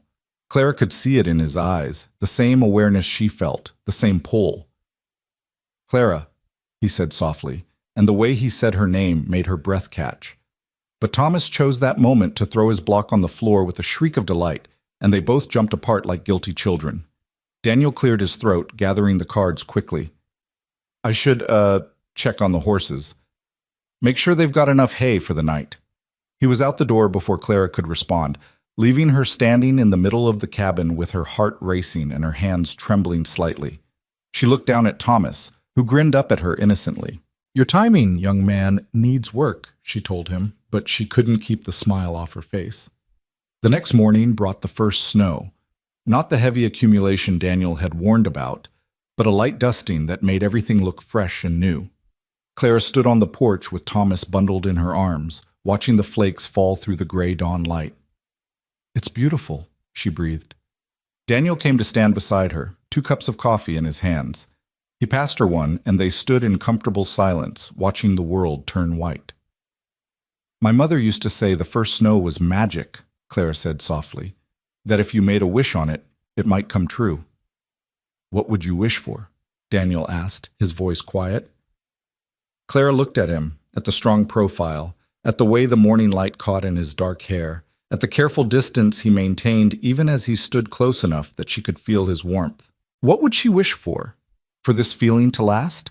For the courage to name what was growing between them? For a future that seemed impossible, but that she wanted with an intensity that frightened her? I think I already got my wish, she said instead. A safe place for Thomas to grow up. Honest work. A friend. Daniel turned to look at her, and something in his expression made Clara's heart stutter. Is that what we are? Friends? The question hung in the cold air between them, weighted with everything unsaid. Clara knew what he was really asking, knew this was a moment that would define everything that came after. I don't know, she admitted, her voice barely above a whisper. I don't know what we are, Daniel. All I know is that when I think about leaving here, about taking Thomas somewhere else, I can't breathe. And it's not because I'm afraid of being alone or because I need your protection. It's because She stopped, uncertain how to finish that sentence, uncertain if she should. Because you what? Daniel prompted, his voice rough. Because you matter to me, Clara said finally, meeting his eyes. More than an employer should, more than a friend should, and I don't know what to do with that. Daniel set his coffee cup on the porch rail with careful precision.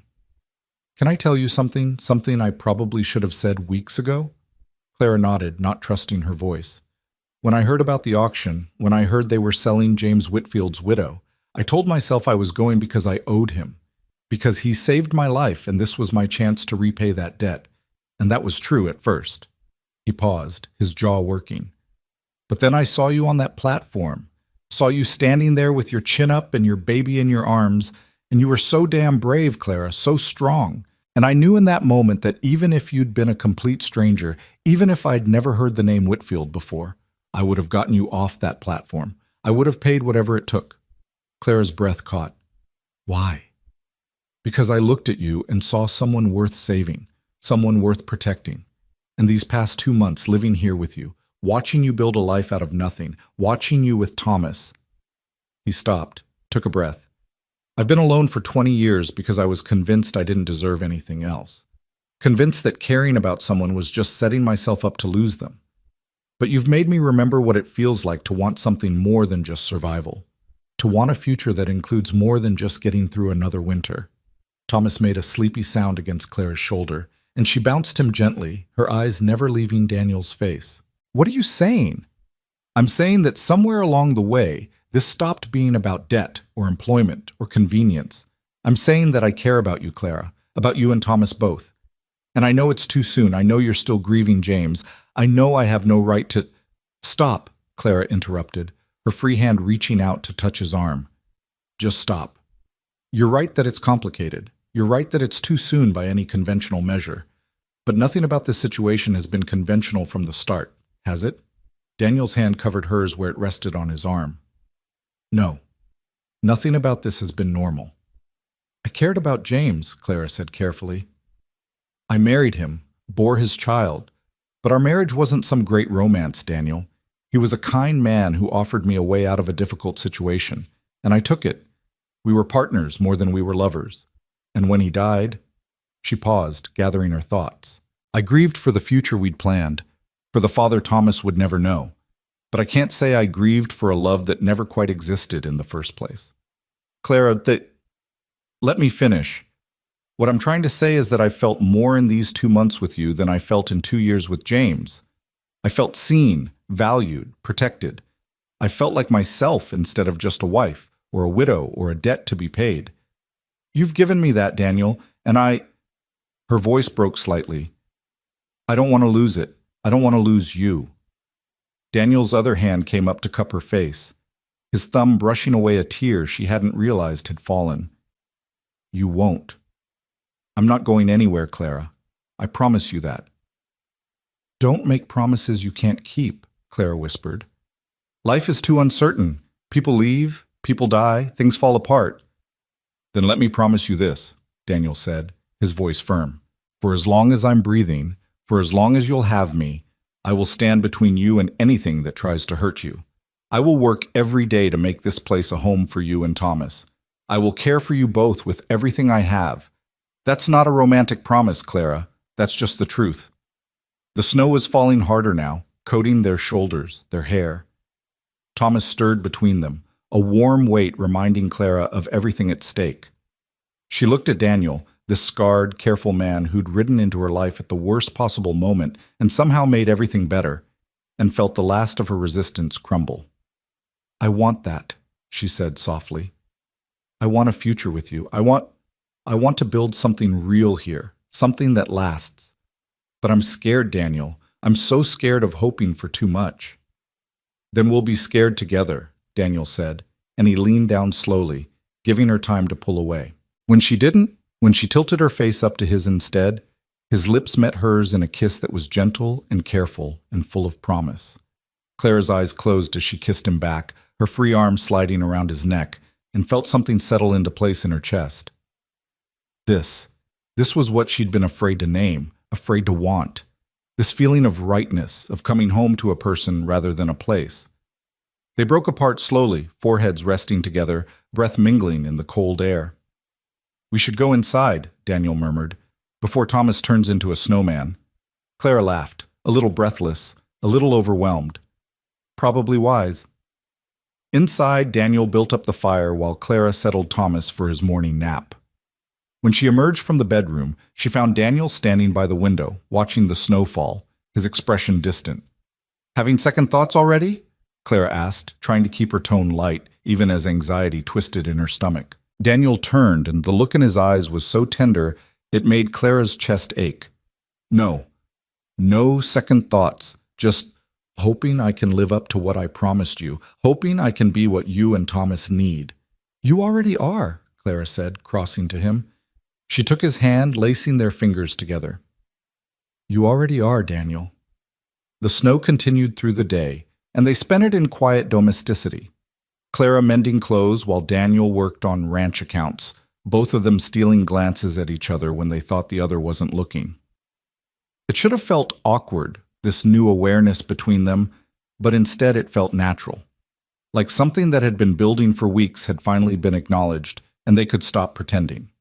That evening, after supper, Daniel pulled his chair closer to Clara's as they played cards.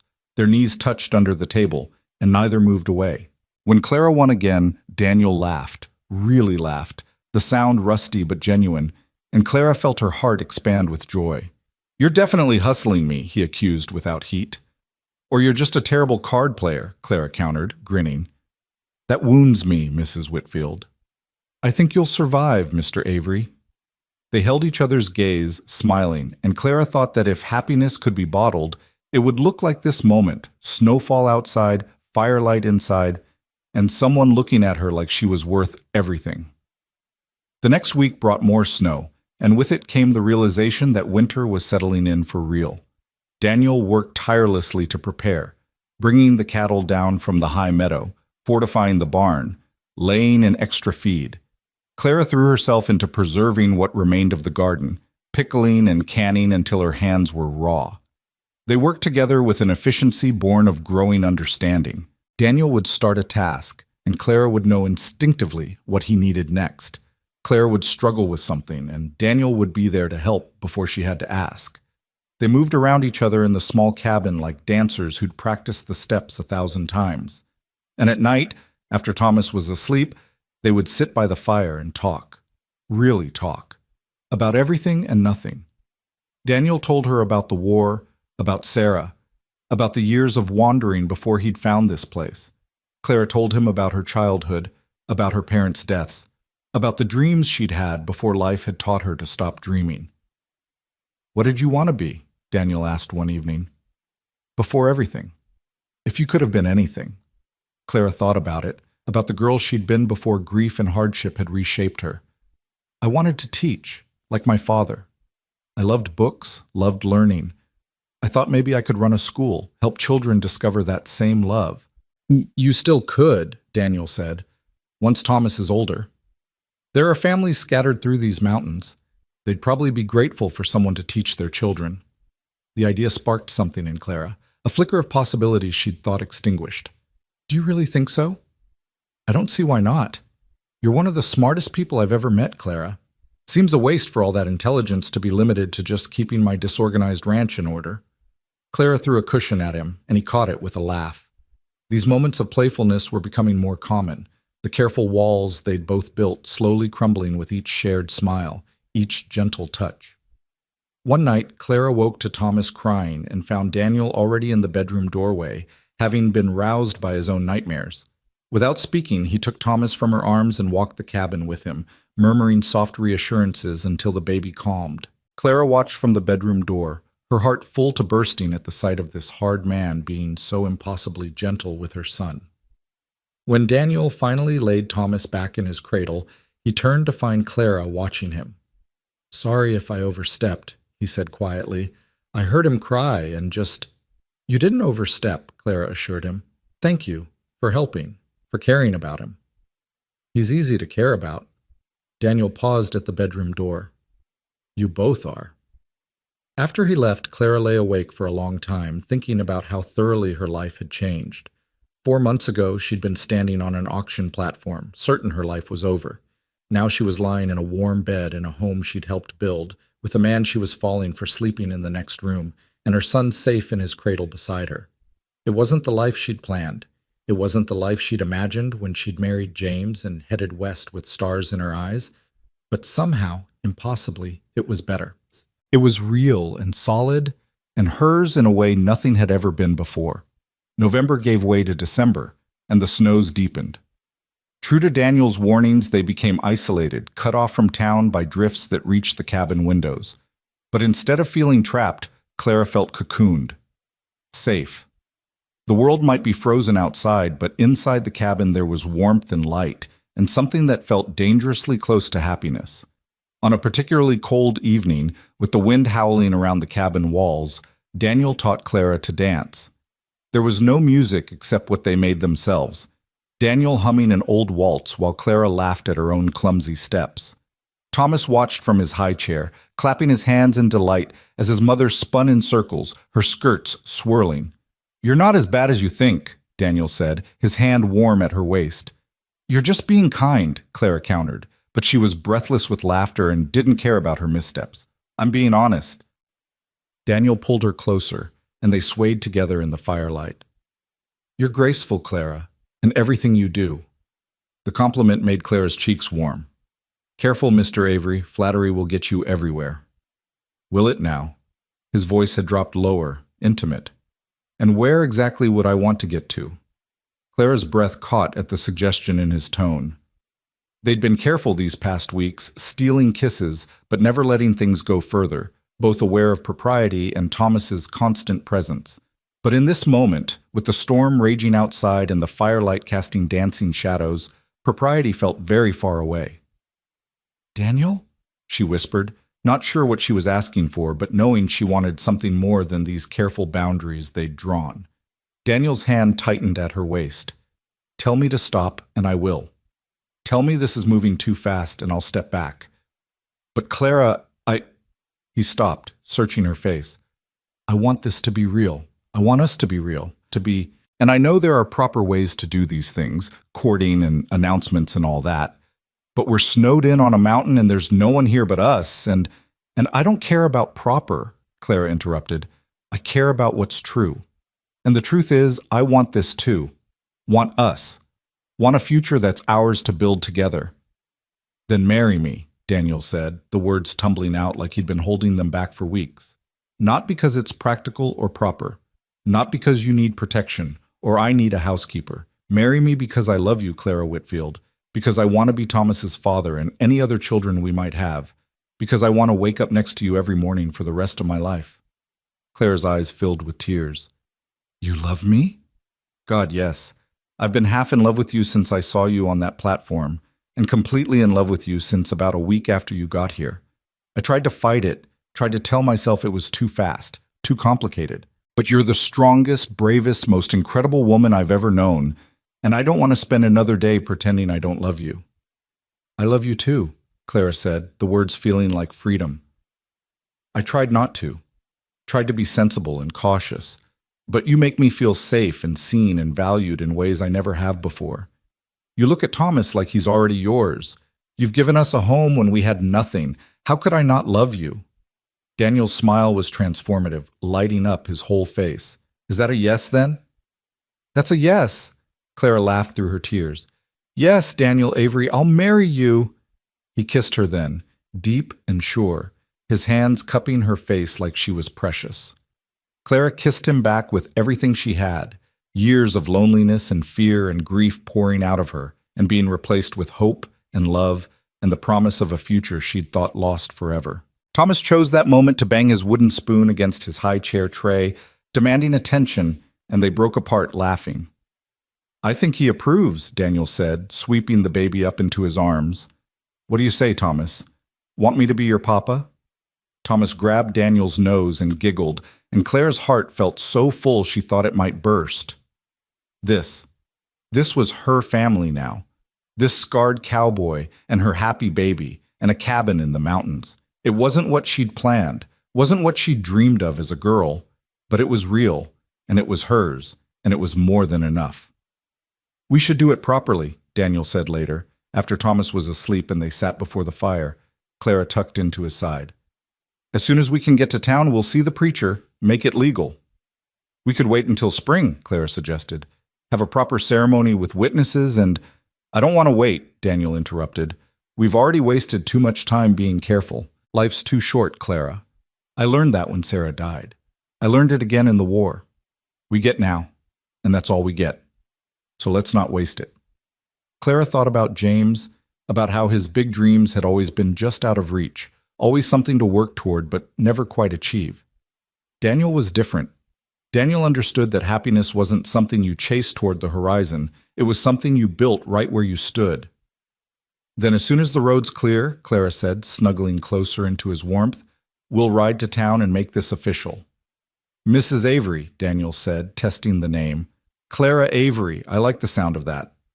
"So do I," Clara admitted. "So do I." Outside, the storm continued to rage, but inside the cabin, everything was warm and bright and full of promise. Clara closed her eyes and let herself imagine their future. Springs planting the garden together, summers riding through the high meadows, autumns preserving food for winter, and long winter nights by the fire with Daniel's arms around her, and Thomas playing at their feet. Maybe more children someday. Maybe that school she'd dreamed of. Maybe 1,000 small joys she couldn't even imagine yet. It was more than she'd dared to hope for on that terrible day when she'd stood on the auction platform. More than she'd thought possible when Daniel had ridden up and changed her fate with 4 simple words. "I'll take them." He'd taken them. And in taking them, he'd saved them. But more than that, he'd given them something to live for beyond just survival. He'd given them a home, a future, and a love that Clara knew would last a lifetime. She fell asleep there in his arms, safe and warm and happy, while the snow fell silently outside and Thomas slept peacefully in the next room. And for the first time since James died, Clara didn't dream of the past.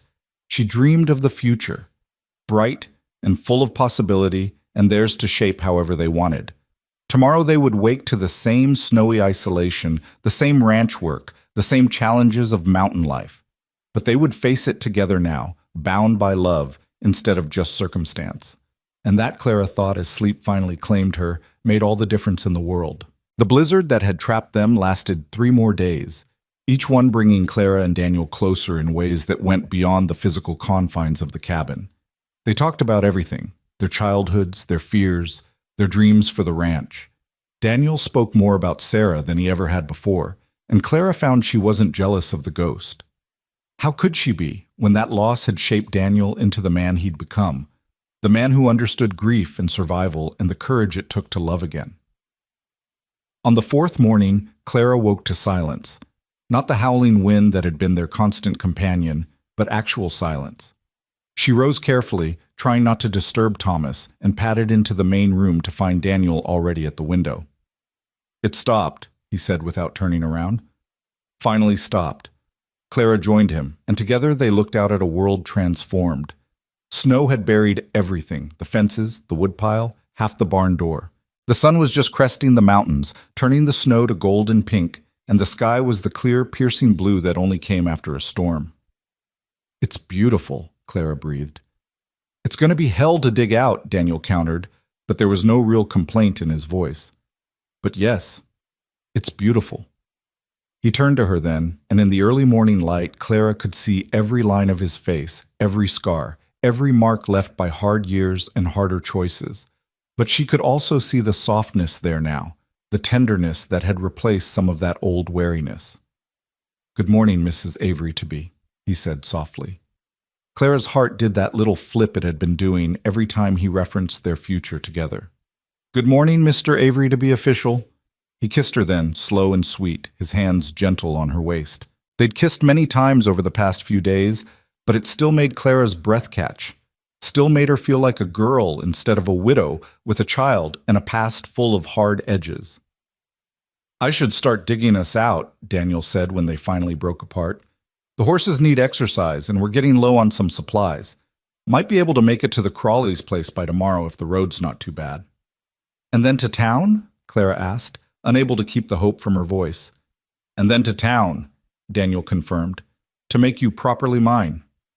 Clara helped him prepare for the day's work, packing him food and coffee, making sure he had dry clothes to change into. As she worked, she caught herself humming, and realized with a start that she was happy, genuinely, deeply happy. When had that happened? When had the weight she'd been carrying for so long finally lifted? Daniel spent the day digging, creating paths from the cabin to the barn, from the barn to the woodpile, from the woodpile to the chicken coop. Clara kept the stove going and made a hearty stew, checking on him periodically to make sure he wasn't overexerting himself. Thomas had reached the age where he was trying to pull himself up on furniture, and keeping him entertained while also managing the household took all of Clara's attention. By the time Daniel came in that evening, exhausted but satisfied, Clara had supper ready and the cabin warm. He washed up at the basin, changed into dry clothes, and sank into his chair with a grateful sigh. "Trail to the Crawleys looks passable," he reported. "We can ride out tomorrow, let them know we're all right. And I wanted to talk to you about something." Clara set his plate before him, curious at his tone. "What is it?" Daniel waited until she was seated across from him, Thomas in her lap trying to grab her spoon. "When we go to town to get married, I want to make it legal in every way. Not just the ceremony, but I want to formally adopt Thomas. Make him mine in the eyes of the law." Clara's throat tightened with emotion. "Daniel, you don't have to—" "I want to," he interrupted firmly. "He's going to grow up calling me Papa either way. Might as well make it official. And if anything ever happened to me, I want him to have a legal claim to this ranch, to everything I have, same as any other child we might have someday." The casual way he mentioned future children made Clara's heart skip. They hadn't talked about that specifically, though the implication had been there in his proposal. "You want more children?" Daniel's expression softened. "If you do, if you're willing, I know it's not easy, and I know you've already been through it once. But yes, Clara, I'd like to have children with you, a whole house full of them, if we're lucky." Clara thought about it. About being pregnant again, about the risk and pain of childbirth, about the exhaustion of caring for infants. But she also thought about Daniel holding a baby of their own, about Thomas having siblings, about filling this cabin with the sound of children's laughter. "I'd like that too," she said softly. "Not right away, but someday. When we're ready." "When you're ready," Daniel corrected. "This is your choice, Clara. Always your choice." The respect in his voice, the way he centered her agency in everything, still amazed Clara. She'd been married before, but James had never asked her opinion on anything important. Decisions had simply been made, and Clara had been expected to accept them. With Daniel, everything was a conversation, a partnership. After supper, while Daniel played with Thomas on the floor, Clara pulled out paper and a pencil. She'd been thinking about something for days now, and watching Daniel make Thomas laugh with silly faces gave her the courage to finally ask, "Daniel, would you teach me to read better?" He looked up, surprised. "What do you mean?" "You already read." "I can read simple things, but all those books on your shelves, the poetry, the novels, half the words I don't know. My father taught me basics, but we never had money for many books. I'd like to learn more, if you're willing to teach me." Daniel's face lit up in a way Clara had rarely seen. "I'd love to. We've got all winter and not much else to do when the work's done. We can start tonight if you want. So began another ritual that would define their winter together. Every evening after Thomas was asleep, Daniel would pull down a book and they would read together, sometimes taking turns, sometimes Daniel reading aloud while Clara followed along, stopping to explain words or references she didn't understand. They started with simpler books and worked their way up to poetry that made Clara's heart ache with its beauty. One night, Daniel read her a sonnet by Shakespeare, and Clara found herself crying at the beauty of the language. "What's wrong?" Daniel asked, concerned. "Nothing's wrong. It's just—" Clara struggled to find words. "It's so beautiful. I never knew words could do that, make you feel so much all at once." Daniel set the book aside and pulled her close. "That's what the best writing does. Makes you feel things you didn't know you could feel, helps you understand parts of yourself you couldn't quite name." "Like what you do," Clara said, looking up at him. "You help me understand parts of myself I didn't know were there." He kissed her forehead, her cheeks, finally, her lips. "You do the same for me, Clara. You make me want to be better than I thought I could be." 2 days later, they made the journey to the Crawleys' ranch. Clara rode behind Daniel on his horse. Thomas bundled between them, and despite the cold and the treacherous trail, she felt nothing but joy. This was her family now, riding through the winter landscape together, and the rightness of it settled into her bones. Mrs. Crawley took one look at Clara and Daniel together and smiled knowingly. "Well, it's about time you two figured it out. I told Mr. Crawley the day you visited that you'd be married by spring." "Actually, we're hoping to marry as soon as we can get to town," Daniel said, his arm around Clara's waist. "Weather permitting, we'll go next week." Mrs. Crawley clapped her hands together.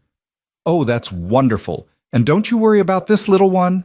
She reached for Thomas, who went to her happily. "I'll watch him while you're gone. No baby needs to be out in this cold for that long." Clara's instinct was to protest, to say she couldn't leave Thomas, but Daniel squeezed her waist gently and she realized Mrs. Crawley was right. The journey would be hard enough without trying to keep an infant warm and safe. "That's very kind of you," Clara said. "Thank you." They stayed for lunch, and Mrs. Crawley peppered them with questions about their plans. Would they have a party? Where would they live? Had Daniel expanded the cabin? "We'll live at the ranch, same as now," Daniel said patiently. "And no party, just a simple ceremony with whoever's available to witness. We're not fancy people, Mrs. Crawley." "But it's a wedding. There should be celebration," Mrs. Crawley protested. "We'll celebrate at home, just the three of us," Clara said firmly. She didn't want a party, didn't want to face the people of Redemption Creek with their judgments and gossip. She just wanted to be Daniel's wife, legally and fully, without spectacle. The ride home was slower, as evening was falling and the temperature dropping. Clara pressed close to Daniel's back, grateful for his warmth and his steady presence. When they finally reached the ranch, both of them were half frozen, and they practically fell through the door in their haste to reach the fire. "God, I'm getting too old for winter riding," Daniel groaned, shrugging out of his coat. "You're not old," Clara protested. "I'm 42, Clara. That's not young." "It's not old either."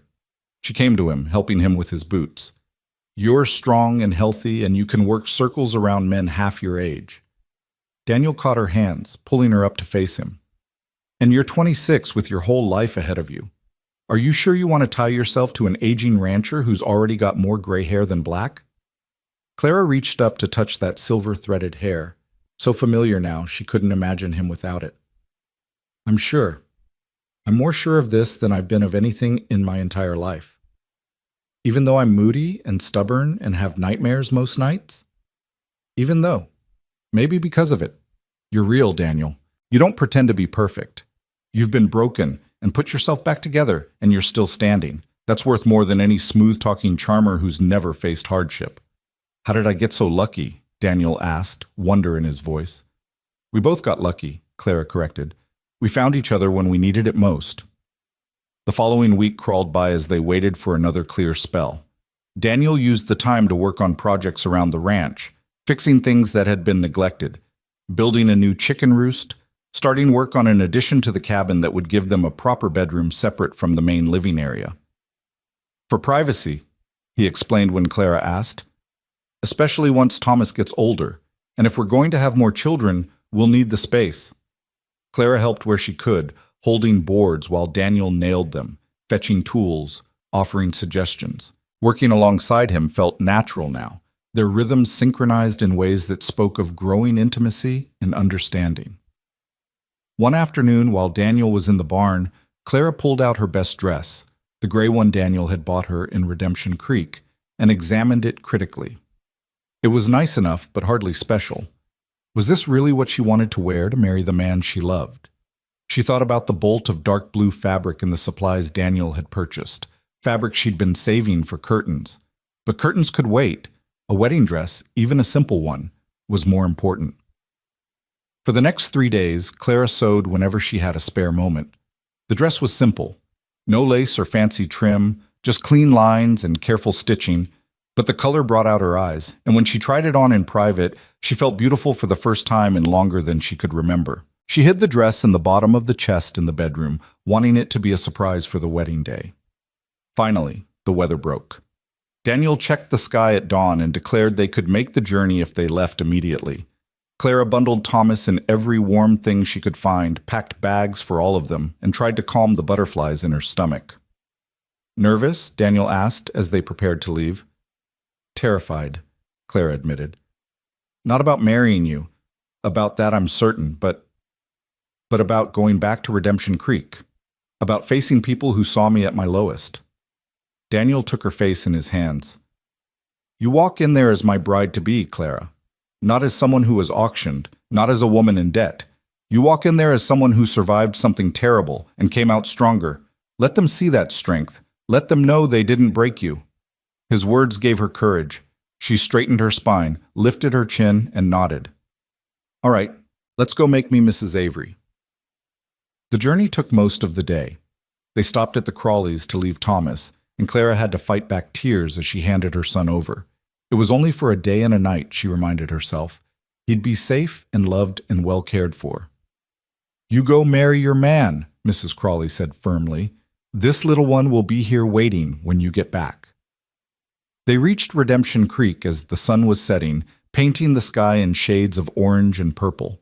The town looked the same as it had months ago, but Clara felt completely different. She wasn't the desperate widow being sold on a platform.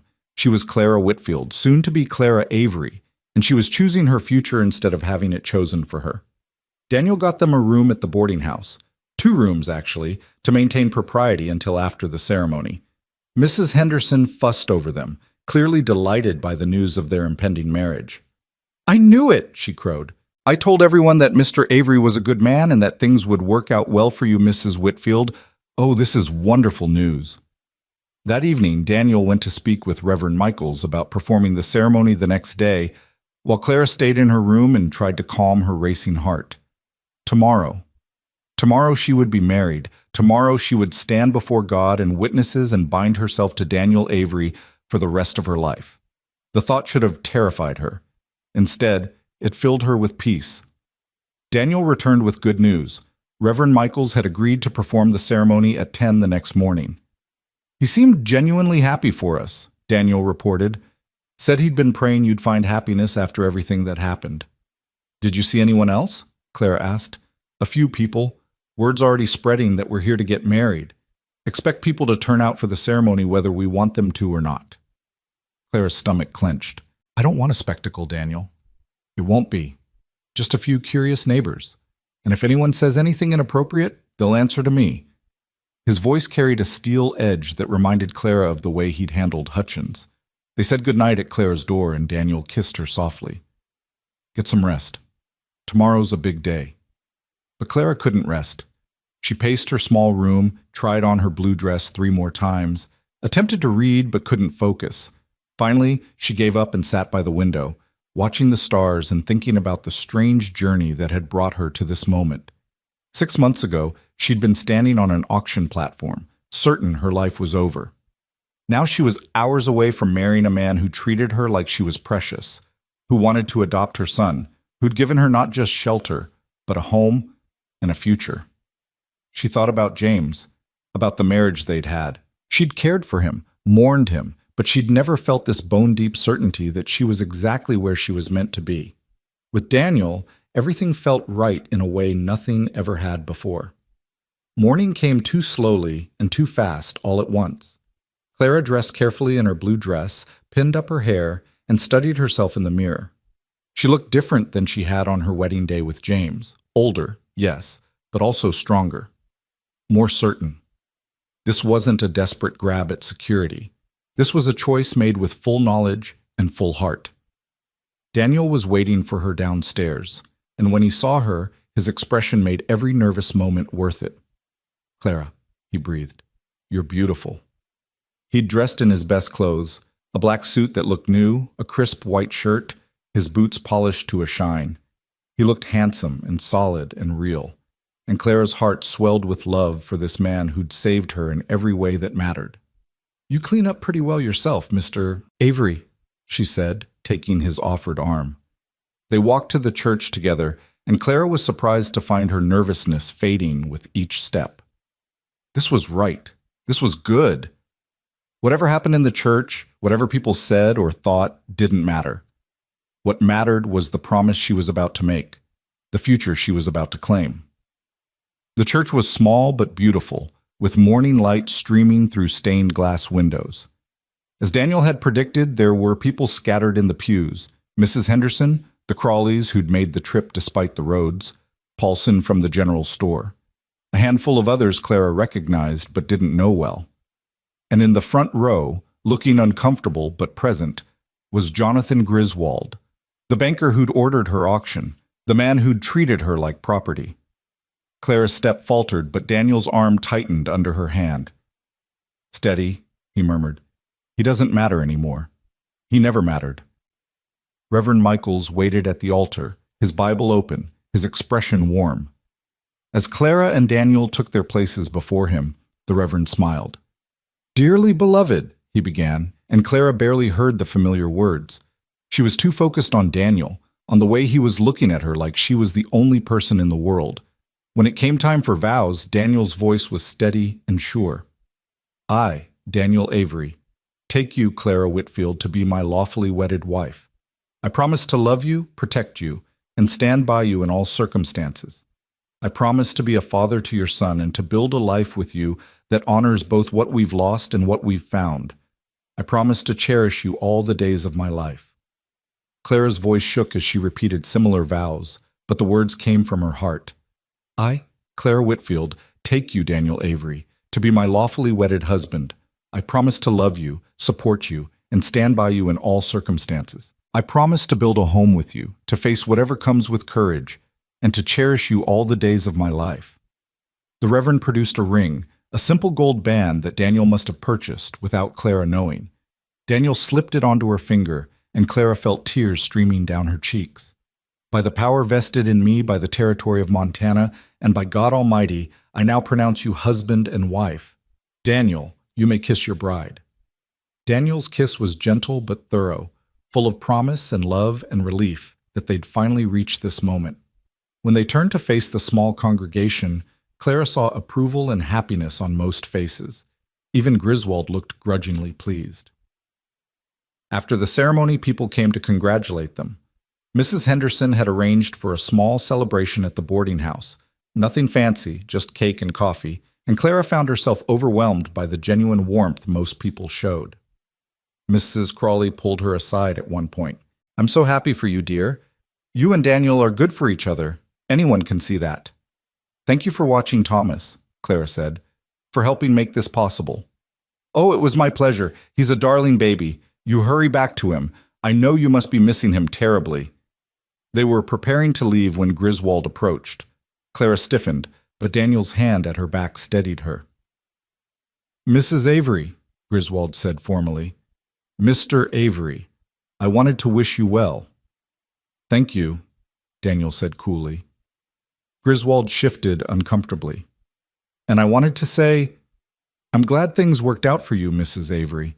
The auction was legal, but that doesn't mean it sat right with me. I'm glad you found someone who treats you with the respect you deserve."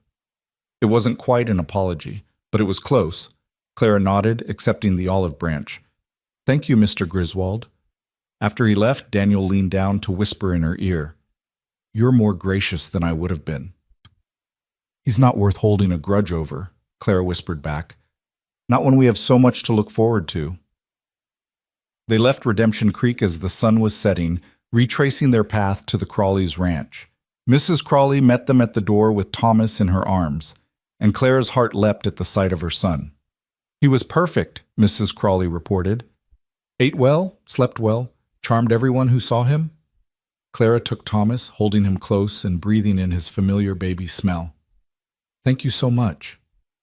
You're welcome, dear. Now go home and start your new life together. The ride back to the ranch took them well into the night, but neither Clara nor Daniel minded. The moon was full, lighting their path, and Thomas slept peacefully in Clara's arms. When they finally saw the cabin lights ahead, Daniel had left lamps burning. Clara felt a surge of homecoming so strong it nearly took her breath away. Welcome home, Mrs. Avery, Daniel said as he helped her down from the horse. It's good to be home, Mr. Avery, Clara replied, and meant it with every fiber of her being. Inside, Daniel built up the fire while Clara settled Thomas in his cradle. When she emerged from the bedroom, she found Daniel had set out 2 glasses and a bottle of whiskey he'd been saving. To new beginnings, he said, handing her a glass. To new beginnings, Clara echoed, and they drank. Daniel set his glass aside and pulled Clara close. I love you, Mrs. Avery. I love you too, Clara whispered against his chest. Thank you for saving me. You saved yourself, Clara. You're the strongest person I know. I just gave you a safe place to land. They stood there in the firelight, holding each other, and Clara thought about how far she'd come. From that terrible day on the auction platform to this moment, married to a man she loved, holding her sleeping son safe in the next room, standing in a home that was truly hers. The journey had been hard. The pain had been real. But so was this happiness, this peace, this sense of finally being exactly where she was meant to be. Over the following weeks, they settled into married life with surprising ease. Daniel moved his belongings into the bedroom, and having him there beside her each night felt natural and right. They worked together during the day, Daniel on ranch tasks, Clara managing the household, and came together each evening to share meals and stories and the comfortable intimacy of people who knew each other deeply. Spring came slowly to the mountains, melting the snow inch by inch, revealing the land beneath. Daniel started work on expanding the garden, and Clara planned what she'd plant. Thomas took his first steps, much to both their delight, and began babbling sounds that almost resembled Papa when he saw Daniel. He's going to be talking soon, Clara observed one evening, watching Thomas toddle around the cabin. God help us when he does, Daniel said with a grin. He'll probably never stop. You say that like it's a bad thing. It's not. I can't wait to hear everything he has to say. Daniel pulled Clara onto his lap, and she settled against him comfortably. Have I told you today that I love you? Only 3 times, Clara teased. You're slacking. Well then, I love you, Clara Avery. I love the way you hum when you're cooking. I love how you read to Thomas, even though he's too young to understand. I love how you've made this cabin into a real home. I love everything about you. Clara kissed him, soft and sweet. I love you too. I love how patient you are with Thomas. I love how you teach me things without making me feel ignorant. I love how safe you make me feel. I love the life we're building together. They sat there as the fire burned low, watching their son play, and Clara felt a contentment so deep it was almost frightening. This was happiness. This was what she'd been searching for without knowing it. Not grand adventures or impossible dreams, but this. Simple, honest love with a good man in a place they could call home. When the roads fully cleared in April, they made the trip to town one final time.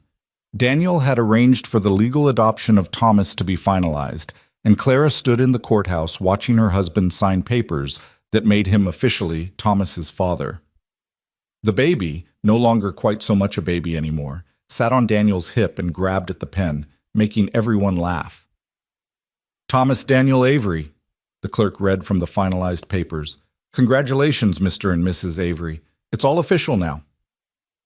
As they left the courthouse, Clara paused on the steps to look at the town square. The auction platform was still there, weathered and ordinary-looking in the spring sunshine. Clara felt no fear looking at it now, no shame. That platform had been the site of her lowest moment, yes, but it had also been where Daniel had found her. where her new life had begun. "Ready to go home?" Daniel asked, Thomas bouncing in his arms.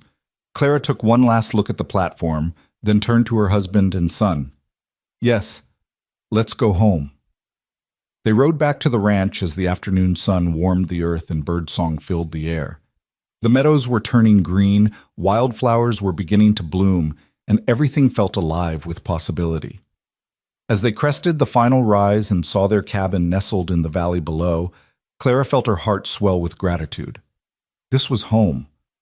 This ranch in the Montana mountains with its small cabin and careful fences and dreams of expansion. This was her family, Daniel with his scarred heart and gentle hands, Thomas with his bright eyes and James's smile, and maybe someday more children to fill the cabin with noise and joy. This was her life now, built from the ashes of what she'd lost. Not the life she'd imagined, but somehow better, richer, more real. They reached the cabin as the sun was setting, painting the sky in shades of gold and rose. Daniel helped Clara down from the horse, and Thomas reached for her with a happy squeal. Together, the three of them walked toward the cabin door, and Clara paused on the threshold to look back at the valley spread before them. "Thank you," she said softly to Daniel. "For what?" "For riding up that day. For taking us. For giving us this life." Daniel's arm came around her waist, pulling her close. "Thank you for saying yes. For trusting me. For making me believe in second chances." They stood there for a moment longer, the three of them silhouetted against the sunset before stepping inside and closing the door on the past. Whatever came next, and Clara knew there would be challenges, hardships, joys, and sorrows in equal measure, they would face it together. The widow who'd been auctioned and the cowboy who'd saved her had become something neither of them had expected. They'd become a family. And in the end, that was worth more than all the gold in Montana.